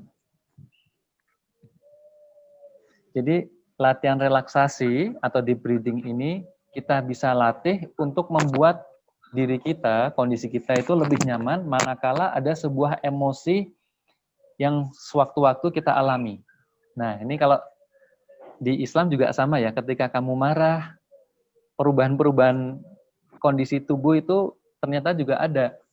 Kalau kamu marah dalam kondisi berdiri, maka duduk. Ketika duduk, maka sambil berbaring. Ketika berbaring masih marah, cobalah untuk mengambil air wudhu. Biasa ketika menghubungkan dengan kondisi ini ya, latihan nanti yang kita lakukan tentang relaksasi, mungkin perubahan posisi itu Mbak Dika dan teman-teman, itu dilakukan juga dengan kondisi rileks.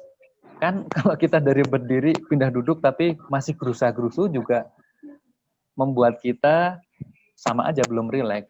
Sama kadang gini, ketika kamu marah, baca istighfar.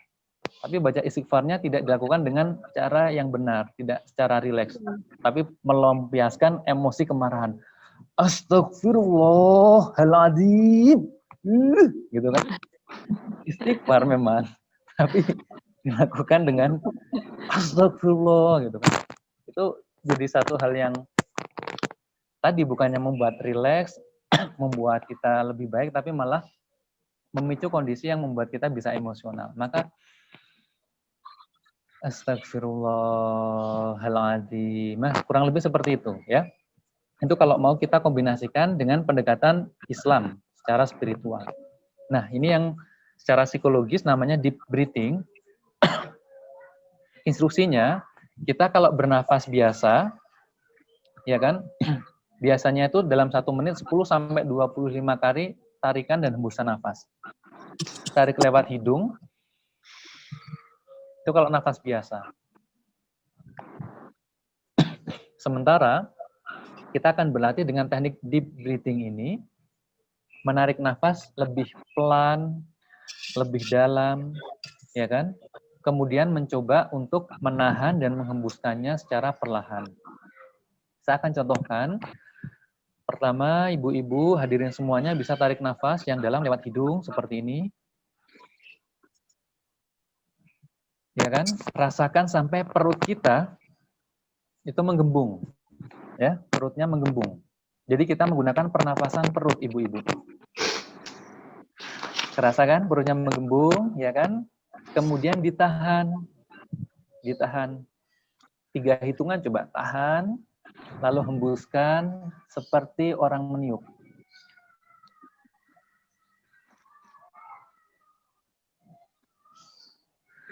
Sampai perut kita kempes, gitu kan?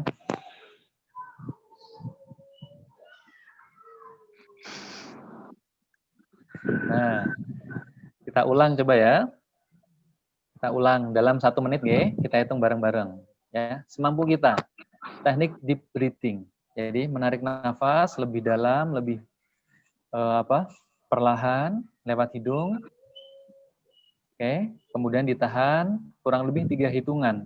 Dan masing-masing orang semakin lama semakin kuat menahannya, itu nanti akan melatih daya tahan atau relaksasi tubuh kita itu menjadi lebih optimal.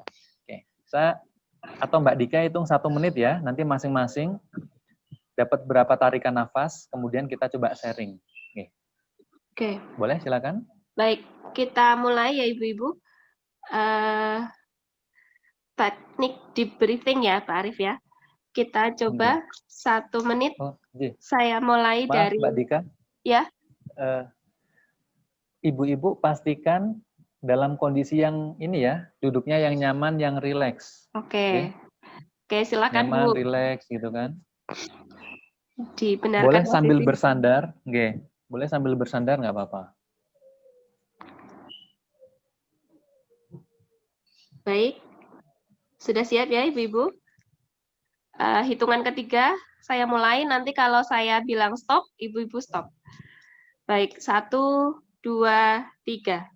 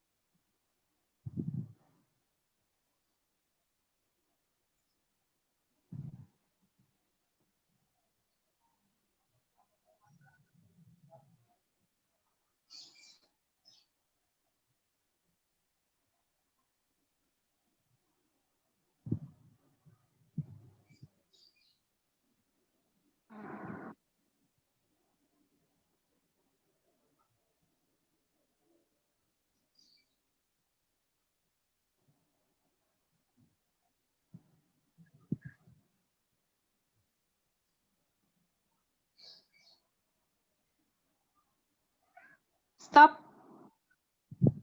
Baik. Saya dapat 5, Bu. Coba saya tanya random ya.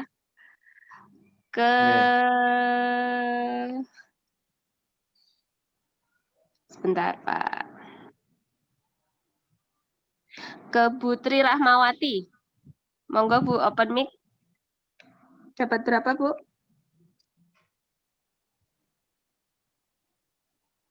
Halo Putri.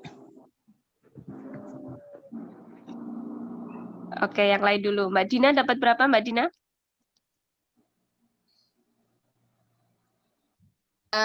Hampir 4. Hampir 4. 4,5, 3,5. Oke. Bu Wina? Belum selesai tadi. 4, Bu. 4 ya? Oke. Bu Anin dapat berapa, Bu Anin? 5. Oh, rata-rata 4 sampai 5, Pak Arif.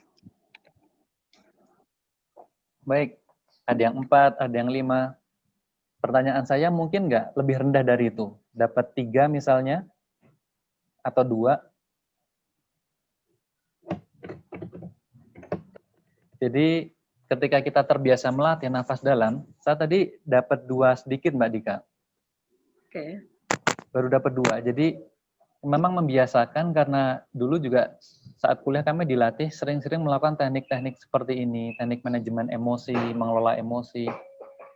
Saya ingin menyampaikan bahwa kita semua ibu-ibu bisa dan punya sumber daya itu. Coba, Allah menciptakan hidung kita, Allah menciptakan paru-paru kita, tubuh kita, ya, dan itu bisa kita gunakan sebagai sarana untuk mengelola emosi.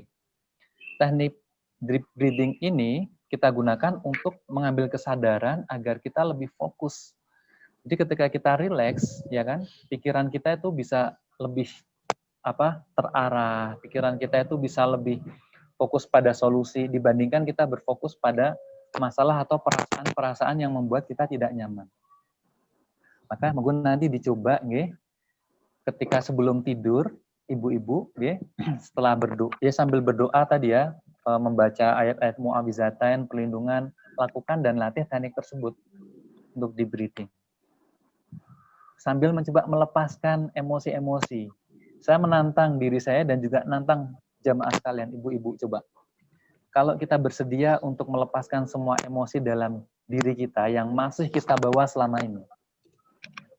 Mudah-mudahan Allah juga akan memudahkan jalan hidup kita, Allah akan memasukkan kita ke dalam surganya. Kenapa? Ya kita membawa beban itu, membawa luka itu, membawa semua hal yang tidak nyaman itu untuk apa coba? Untuk apa? Nggak ada manfaatnya. Maka yang mau kita bawa apa tadi? Rasa syukur, rasa sabar, rasa berserah, rasa ridho. Dan kalau itu masih tercampur dengan emosi-emosi negatif tadi, bukankah itu sangat merugikan diri kita semua? Maka ayo bersama-sama kita challenge diri kita. Sadari kita memang punya emosi itu, tapi kita kelola dengan sebaik-baiknya. Oke. Salah satu tekniknya dengan tadi deep breathing atau relaksasi nafas. Nah, kemudian teknik yang kedua yang ada di slide itu ada yang namanya konseling Qur'ani. Nah, konseling Qur'ani itu sebenarnya kita sudah tahu ya, banyak ayat di Al-Qur'an yang menunjukkan bahwa Al-Qur'an ini hudalil mutakin, hudalin nas dan sebagainya. Ini secara metodologi, teknik-teknik agar itu bisa kita terjemahkan dalam aplikasi yang bisa kita tadi. Oh, seperti ini toh. Jadi pertama kita harus suci dulu, ya. Kita berwudu misalnya, kemudian kita beristighfar kepada Allah. Nah, ini tahap-tahapnya mungkin setelahnya, Mbak Dika, istighfar kepada Allah, kemudian kita membaca ta'awudz, a'udzubillahi minasyaitonirrajim, kemudian baca Quran surat Al-Fatihah, ya. Surat Al-Fatihah ayat 1 sampai 7. Oh, ada masalah ini ya Allah, misalnya. Apapun itu, yakin, Miss. Ini saya mempraktekkan waktu dulu ya. Memperjuangkan banyak hal, mau kerja, ketika mau menikah, ya kan. Kuliah itu teknik-teknik ini sangat luar biasa sekali. Banyak sekali saya dapatkan jawaban-jawaban lewat pendekatan ini. Kemudian buka aja Al-Quran secara acak, Mbak. Buka secara acak, lalu tunjuk satu ayat yang ada di situ. Itu yakin setelah kita minta kepada Allah, itulah jawaban dari permasalahan kita. Dan disitulah kita coba memaknai dari, jadi satu lembar itu bisa, satu ayat itu bisa, ya. Oke, kita bisa praktek mungkin sekarang, ya. Siapa yang mau jadi relawan? Nah, ini masalahnya nggak harus diceritakan, nggak harus diceritakan, Mbak Dika. Siapa yang mau jadi relawan, yang mau curhat dengan konseling Qur'ani? Baik. Ada, Bu? Atau yang bertanya aja ya, Pak? Boleh, boleh. Baik.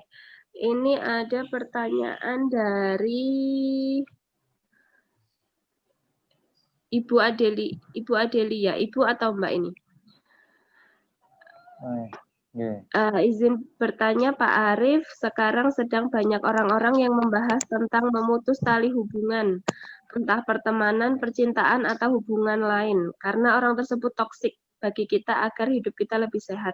Bagaimana pandangan Bapak tentang hal tersebut? Terima kasih. Oke, baik. Langsung praktek. Coba Bu Adelia, praktek ya tadi pakai konseling Qur'ani.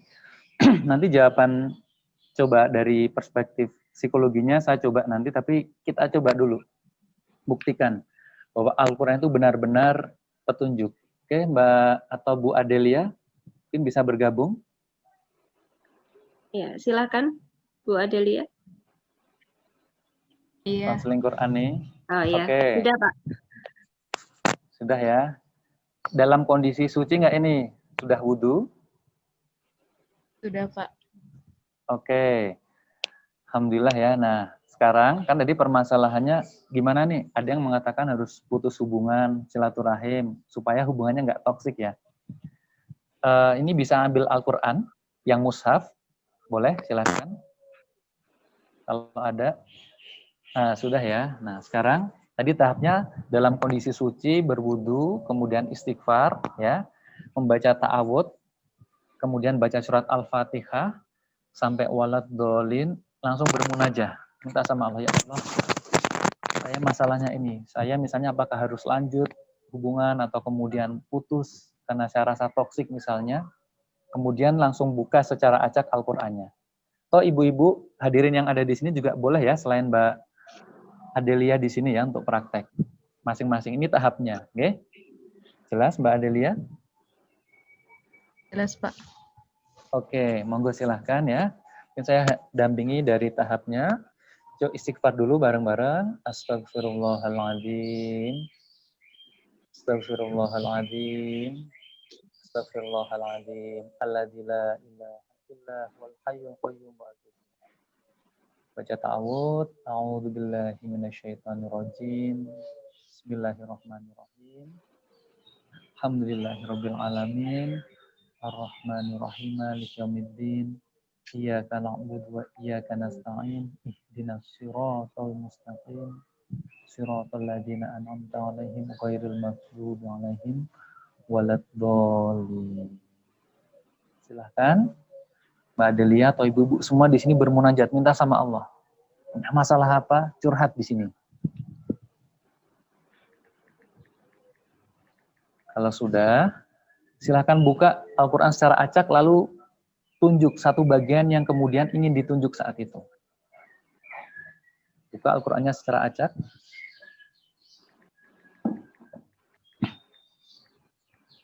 Sudah, Mbak Adelia? Sudah, Pak. Nah, ketemu di Quran surat apa, ayat berapa? Coba.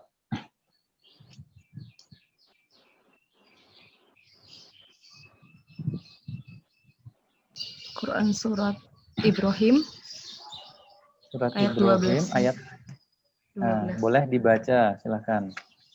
Langsung artinya, Pak. Arabnya nggak apa-apa. Arabnya. Nih. A'udzubillahi minasyaitonirrajim. Bismillahirrahmanirrahim. Wa ma lana alla natawakkala 'alallahi wa qad hadana subulana wala nasribanna 'ala ma adzaitumuna wa 'alallahi falyatawakkalul mutawakkilun. Oke, terjemahan maknanya. Terjemahannya, dan mengapa kami tidak akan bertawakal kepada Allah, sedangkan Dia telah menunjukkan jalan kepada kami, dan kami sungguh akan tetap bersabar terhadap gangguan yang kamu lakukan kepada kami, dan hanya kepada Allah saja orang yang bertawakal berserah diri. Oke. Mbak Adel ketika setelah tahu jawabannya ini, perasaannya gimana? Dengan permasalahan tadi. Di sini kan kayak yang yang eye catching banget tuh tetap bersabar. Tetap bersabar. Nah, betul. Jadi tadi kan masih bingungnya tuh orang-orang tuh banyak yang kayak ya udah mau burn the bridge gitu between hubungan. Jadi burn the bridge kan berarti ngebakar jembatan gitu, yang berarti udah nggak mau ada hubungan lagi gitu kan, karena jembatannya dia diruntuhkan gitu, dirusak gitu. Berarti benar-benar memutus gitu dengan dalih bahwa biar hidupnya tuh lebih sehat gitu, karena orang itu toksik buat orang yang pengen ngeputus hubungan ini gitu. Jadi bingungnya tuh apakah apakah secara Islamnya apakah bukan diperbolehkan ya, maksudnya apakah boleh opsi seperti itu gitu, ataukah memang ataukah ada jalan lain gitu. Soalnya kayaknya sekarang karena banyak yang mencanangkan self love gitu-gitu, jadi banyak banget yang kayak udahlah, kalau ada toxic relationship udah diputus.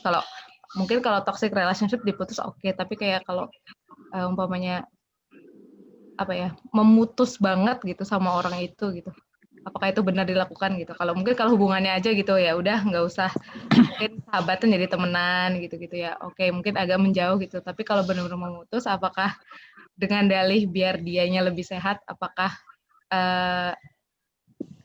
bukan boleh sih, maksudnya apakah opsi ini bukan dibenarkan, kayak apakah sebenarnya boleh melakukan kayak gitu dari sudut pandang terutama Islam gitu, apakah atau dari segi psikologisnya gitu, apakah boleh?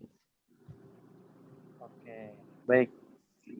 Jawaban dari permasalahan tersebut kalau menggunakan konseling Qur'annya adalah agar kita selalu bertawakal ya tadi ya. Bertawakal kepada Allah, senantiasa bersabar, dan ini tadi ada gangguan-gangguan yang kamu lakukan kepada kami. Mungkin dalam hubungan itu ada gangguan-gangguan yang bersifat toksik dan sebagainya.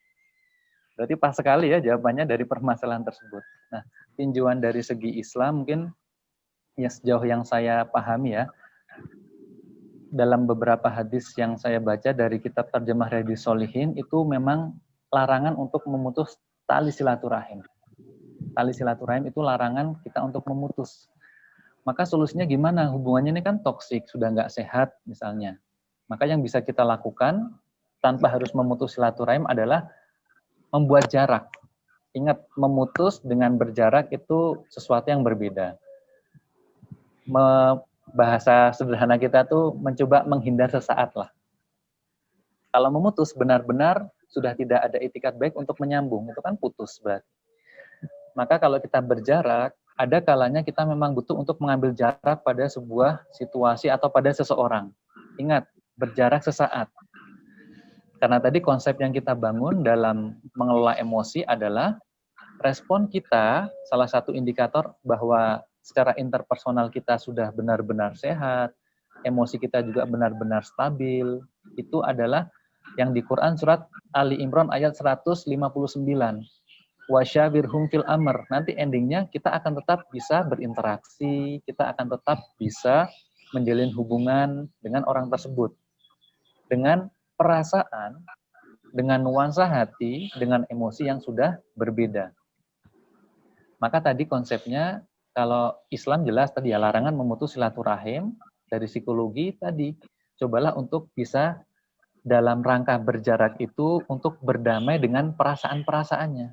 Pengelolaan masalahnya itu coba kita optimalkan, sehingga ketika suatu saat memang kita harus untuk tadi menjalin silaturahim, kita tidak lagi pada kondisi yang tadi masih berjarak terus, ya kan? Kan kita kalau masih seperti itu berarti belum tumbuh toleransi kita. Maka masing-masing dari kita punya derajat toleransi yang berbeda. Yang paling nyaman adalah kita bisa memperluas derajat toleransi. Analoginya gini Mbak Adel ya.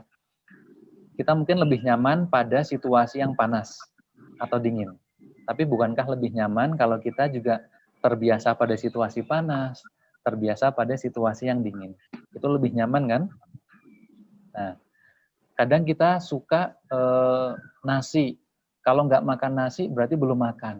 Nah, kita memperluas toleransi kita. Kita nasi juga kita makan, singkong kita juga makan, makanan yang lain juga kita makan. Dibandingkan kita hanya punya toleransi terhadap satu makanan. Dalam hubungan juga sama. Mungkin sekarang masih fase bleeding, masih fase berdarah. Saya belum bisa nih untuk benar-benar menjalin. Oke, saat itu berjarak saja. Karena kalau mindset kita sudah memutus, ingat tadi ya, memutus itu sama saja kita menyembunyikan beban perasaan kita, luka-luka kita di bawah kolong meja atau di bawah tempat tidur kita, atau yang tadi bahasanya tempat nyembunyiin. Tapi kalau berjarak, suatu saat saya akan kemudian tadi menemui atau berdamai atau berinteraksi dengannya. Jadi kesimpulan dari pertanyaan tadi mungkin Mbak Adil ya, apalagi dikuatkan dari Quran Surat Ibrahim ayat 12, kita tenagai dengan kesabaran untuk bisa berdamai dengan hubungan ini. Islam itu setahu saya yang dari hadis yang saya baca itu larangan untuk memutus silaturahim. Memutus hubungan itu larang. Tapi kalau mungkin berjarak dengan kesadaran tadi ya, saya akan tetap berinteraksi lagi. Nah itu solusinya seperti itu. Dan itu secara psikologis memang tadi sudah coba kita bahas. Caranya apa? Coba untuk berdamai dengan diri kita, coba untuk tadi melakukan katarsis misalnya dalam hubungan-hubungan yang sepenuhnya belum diterima. Nah, sambil seperti itu dimasukkanlah konsep kesabaran, berharap kepada Allah ya kan. Kemudian sambil ini didoakan. Tadi kan fa'fu anhum wastaghfir lahum, maafkan, mohonkan ampun. Maka di situ juga kita bisa untuk mendoakan yang kita rasa mungkin ada toxic relationship atau hubungan yang tidak sehat. Itu kira-kira Mbak Adel mudah-mudahan bisa menjawab ya. Ya, bagaimana Mbak Adel? Iya, sudah cukup. Terima kasih banyak. Baik. Oke. Baik. Ini karena udah mau maghrib, kita lanjutkan untuk 2 pertanyaan ya Pak Arif, supaya Oke, semua boleh. bisa terfasilitasi pertanyaannya. Kemudian pertanyaan selanjutnya dari Ibu Nurwulan. Berapa lama kita bisa mendapatkan kecerdasan emosional yang matang, Pak? Silakan Pak Arif. Kalau pertanyaan Bu Wulan, berapa lama kita bisa mendapatkan kecerdasan emosi yang matang? Kita mau nggak Bu mendapatkan kecerdasan emosi yang matang itu Bu? Kalau mau, mulai dari kapan Bu kita mencobanya Bu? Jadi yang ingin saya sampaikan, ayo bersama-sama kita bersegera memulai. Kalau ditanya kapan, setahun, 2 tahun, 3 tahun, itu sangat tergantung dari kita mengisinya hari ini dari pengalaman-pengalaman kita. Jadi ada yang, ini berdasarkan pengalaman saya mendampingi mahasiswa ya Bu ya, itu dengan problem psikologis yang sangat bagi saya itu ya, derajatnya itu cukup berat. Dia sampai sekarang masih berproses untuk mencoba menerima dan mengelola emosi-emosinya.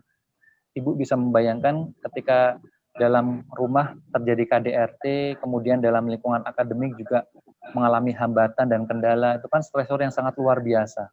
Tapi yang bersangkutan harus kemudian tetap menggapai impian-impiannya. Banyak sekali permasalahan.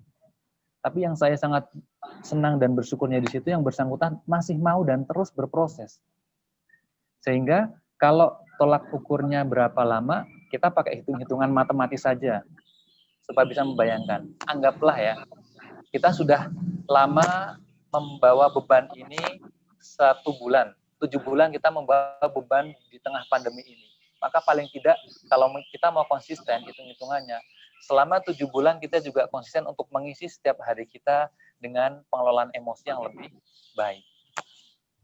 Gitu. Jadi kesimpulannya tidak ada jawaban yang pasti berapa lamanya. Sangat bergantung dari kemauan diri kita, support atau dukungan yang ada di sekeliling kita juga. Bulan. Itu Mbak Dika kira-kira. Baik.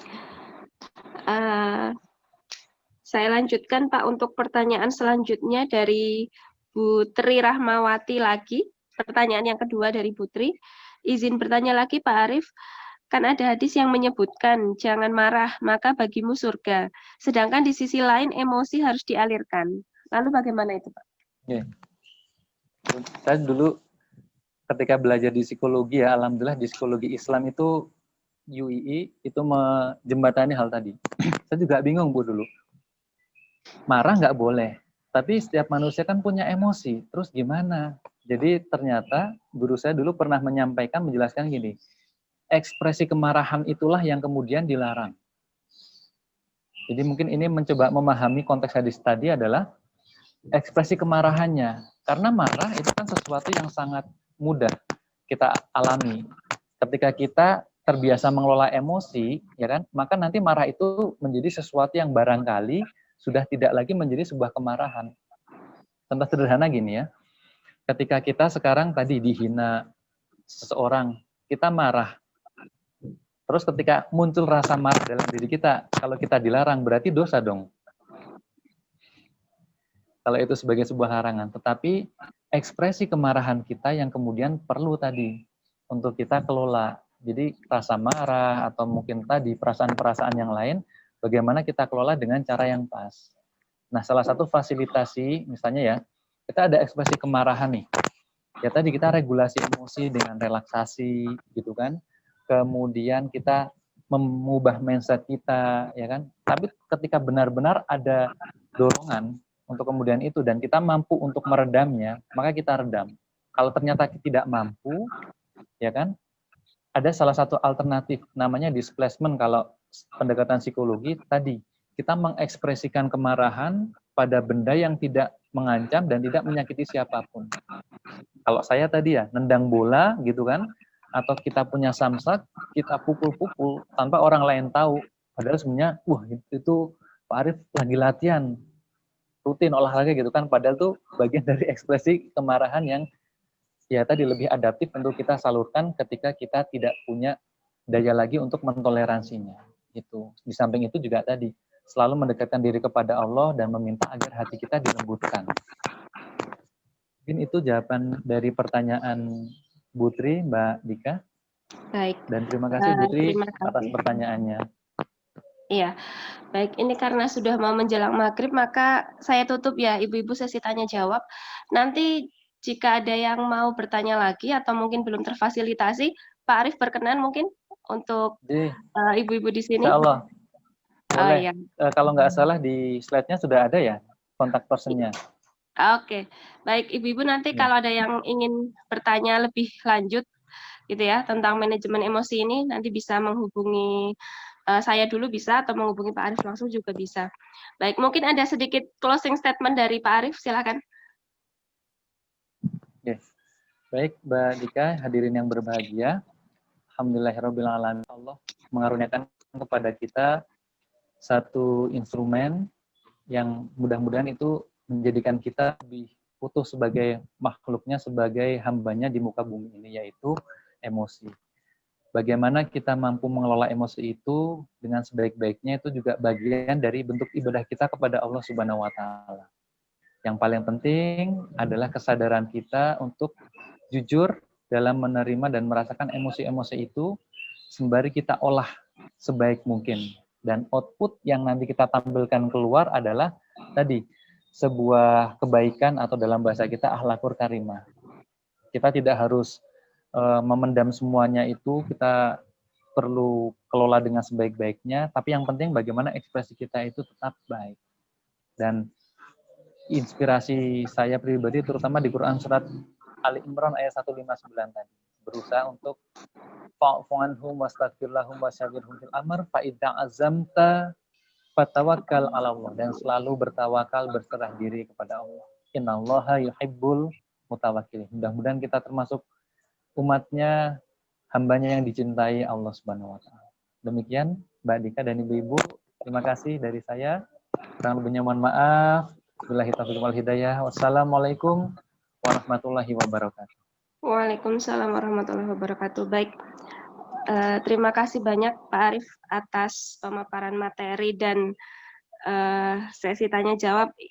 Ini Ibu-Ibu kalau disuruh curhat begini Pak, suka overload. Suka banyak yang ingin dibicarakan. Baik, setelah ini yang paling penting prakteknya ya Ibu-Ibu. Setelah kita mendapatkan banyak hal, banyak ilmu tentang bagaimana memanajemen emosi selama pandemi ini, hal terbaik yang bisa kita lakukan setelah ini adalah mencoba untuk mempraktekkan gitu bagi diri kita sendiri, karena di sini kita ibu itu memegang peran yang sangat krusial dalam keluarga gitu. Kemudian ada pengumuman dari panitia untuk peserta yang mendapatkan door prize, yaitu peserta yang bertanya paling awal, 3 penanya awal, yaitu Ibu Tri Rahmawati, Ibu Yayu, dan Ibu Ade Hastuti Hashim. Saya ulangi lagi, yang mendapat door prize untuk 3 penanya pertama, yaitu Ibu Tri Rahmawati, Ibu Yayu, dan Ibu Ade Hastuti Hashim. Silakan nanti mengisi daftar hadir untuk alamat, nomor telepon, dan sebagainya. Atau jika belum, bisa menghubungi kontak narahubung yang ada di poster. Kemudian satu lagi, untuk penanya terbaik, ini pilihan dari panitia, itu ada Mbak Adelia. Udah live ya Mbak Adelia, nggak apa-apa, nanti akan dihubungi oleh panitia. Selamat bagi para peserta dan terima kasih atas perhatian, atas partisipasi dari peserta semuanya. Semoga apa yang kita dapatkan pada sore hari ini bermanfaat dan mendapat ridho dari Allah Subhanahu wa Ta'ala. Amin. Baik, untuk forum kali ini saya cukupkan sampai sekian. Saya kembalikan lagi ke MC, Mbak Dina, silahkan.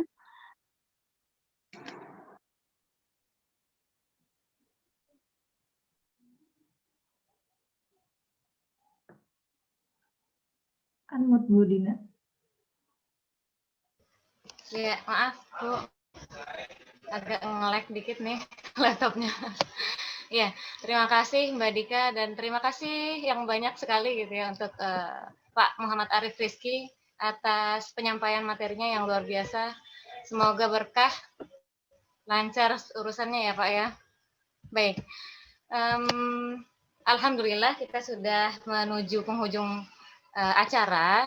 Tadi sudah diumumkan sedikit oleh Mbak Dika pengumuman door prize ya. Nanti door prize-nya untuk 3 penanya pertama akan diberikan all fishery ya dari ownernya, produk all fishery. Kemudian untuk penanya terbaik atau pertanyaan terbaik nanti akan diberikan voucher gratis di Omah Mila. Jadi mohon partisipasinya untuk mengirimkan data, mengisi daftar hadir. Bagi yang belum juga mohon mengisi daftar hadirnya sehingga nanti untuk tindak lanjut door prize-nya bisa kita lakukan gitu ya. Baik. Alhamdulillahirrahmanirrahim, kita sudah memasuki akhir acara. Untuk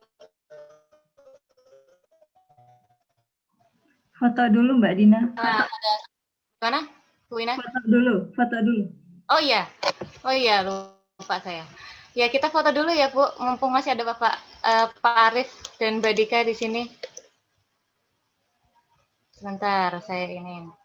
Mohon ibu-ibu sekalian dibuka videonya semua.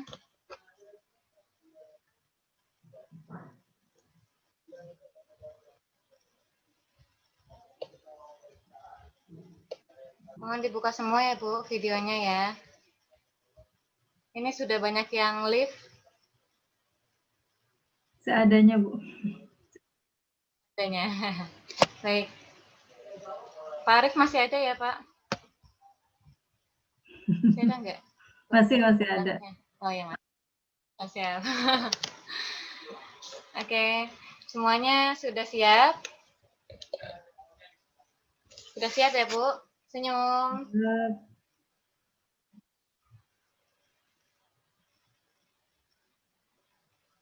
Satu, dua, tiga.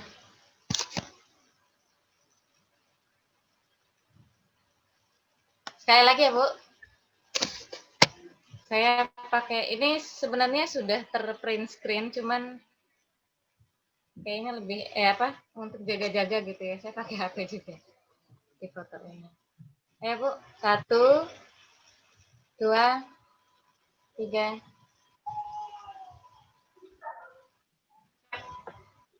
Terima kasih banyak. Ya, baik. Kita memasuki akhir acara penutupan. Untuk mengakhiri acara kita pada sore hari ini, webinar Smart Salimah dengan tema mengelola emosi di masa pandemi, agar semakin berkah, agar semakin Allah ridhoi, agar kita dapat mengamalkan apa ilmu-ilmu yang kita dapat di webinar pada sore hari ini. Kita haturkan syukur lagi kepada Allah gitu ya, alhamdulillahirabbil alamin. Kemudian doa kafaratul majelis, subhanakallahumma wa bihamdika asyhadu an la ilaha illa anta astaghfiruka wa atubu ilaik.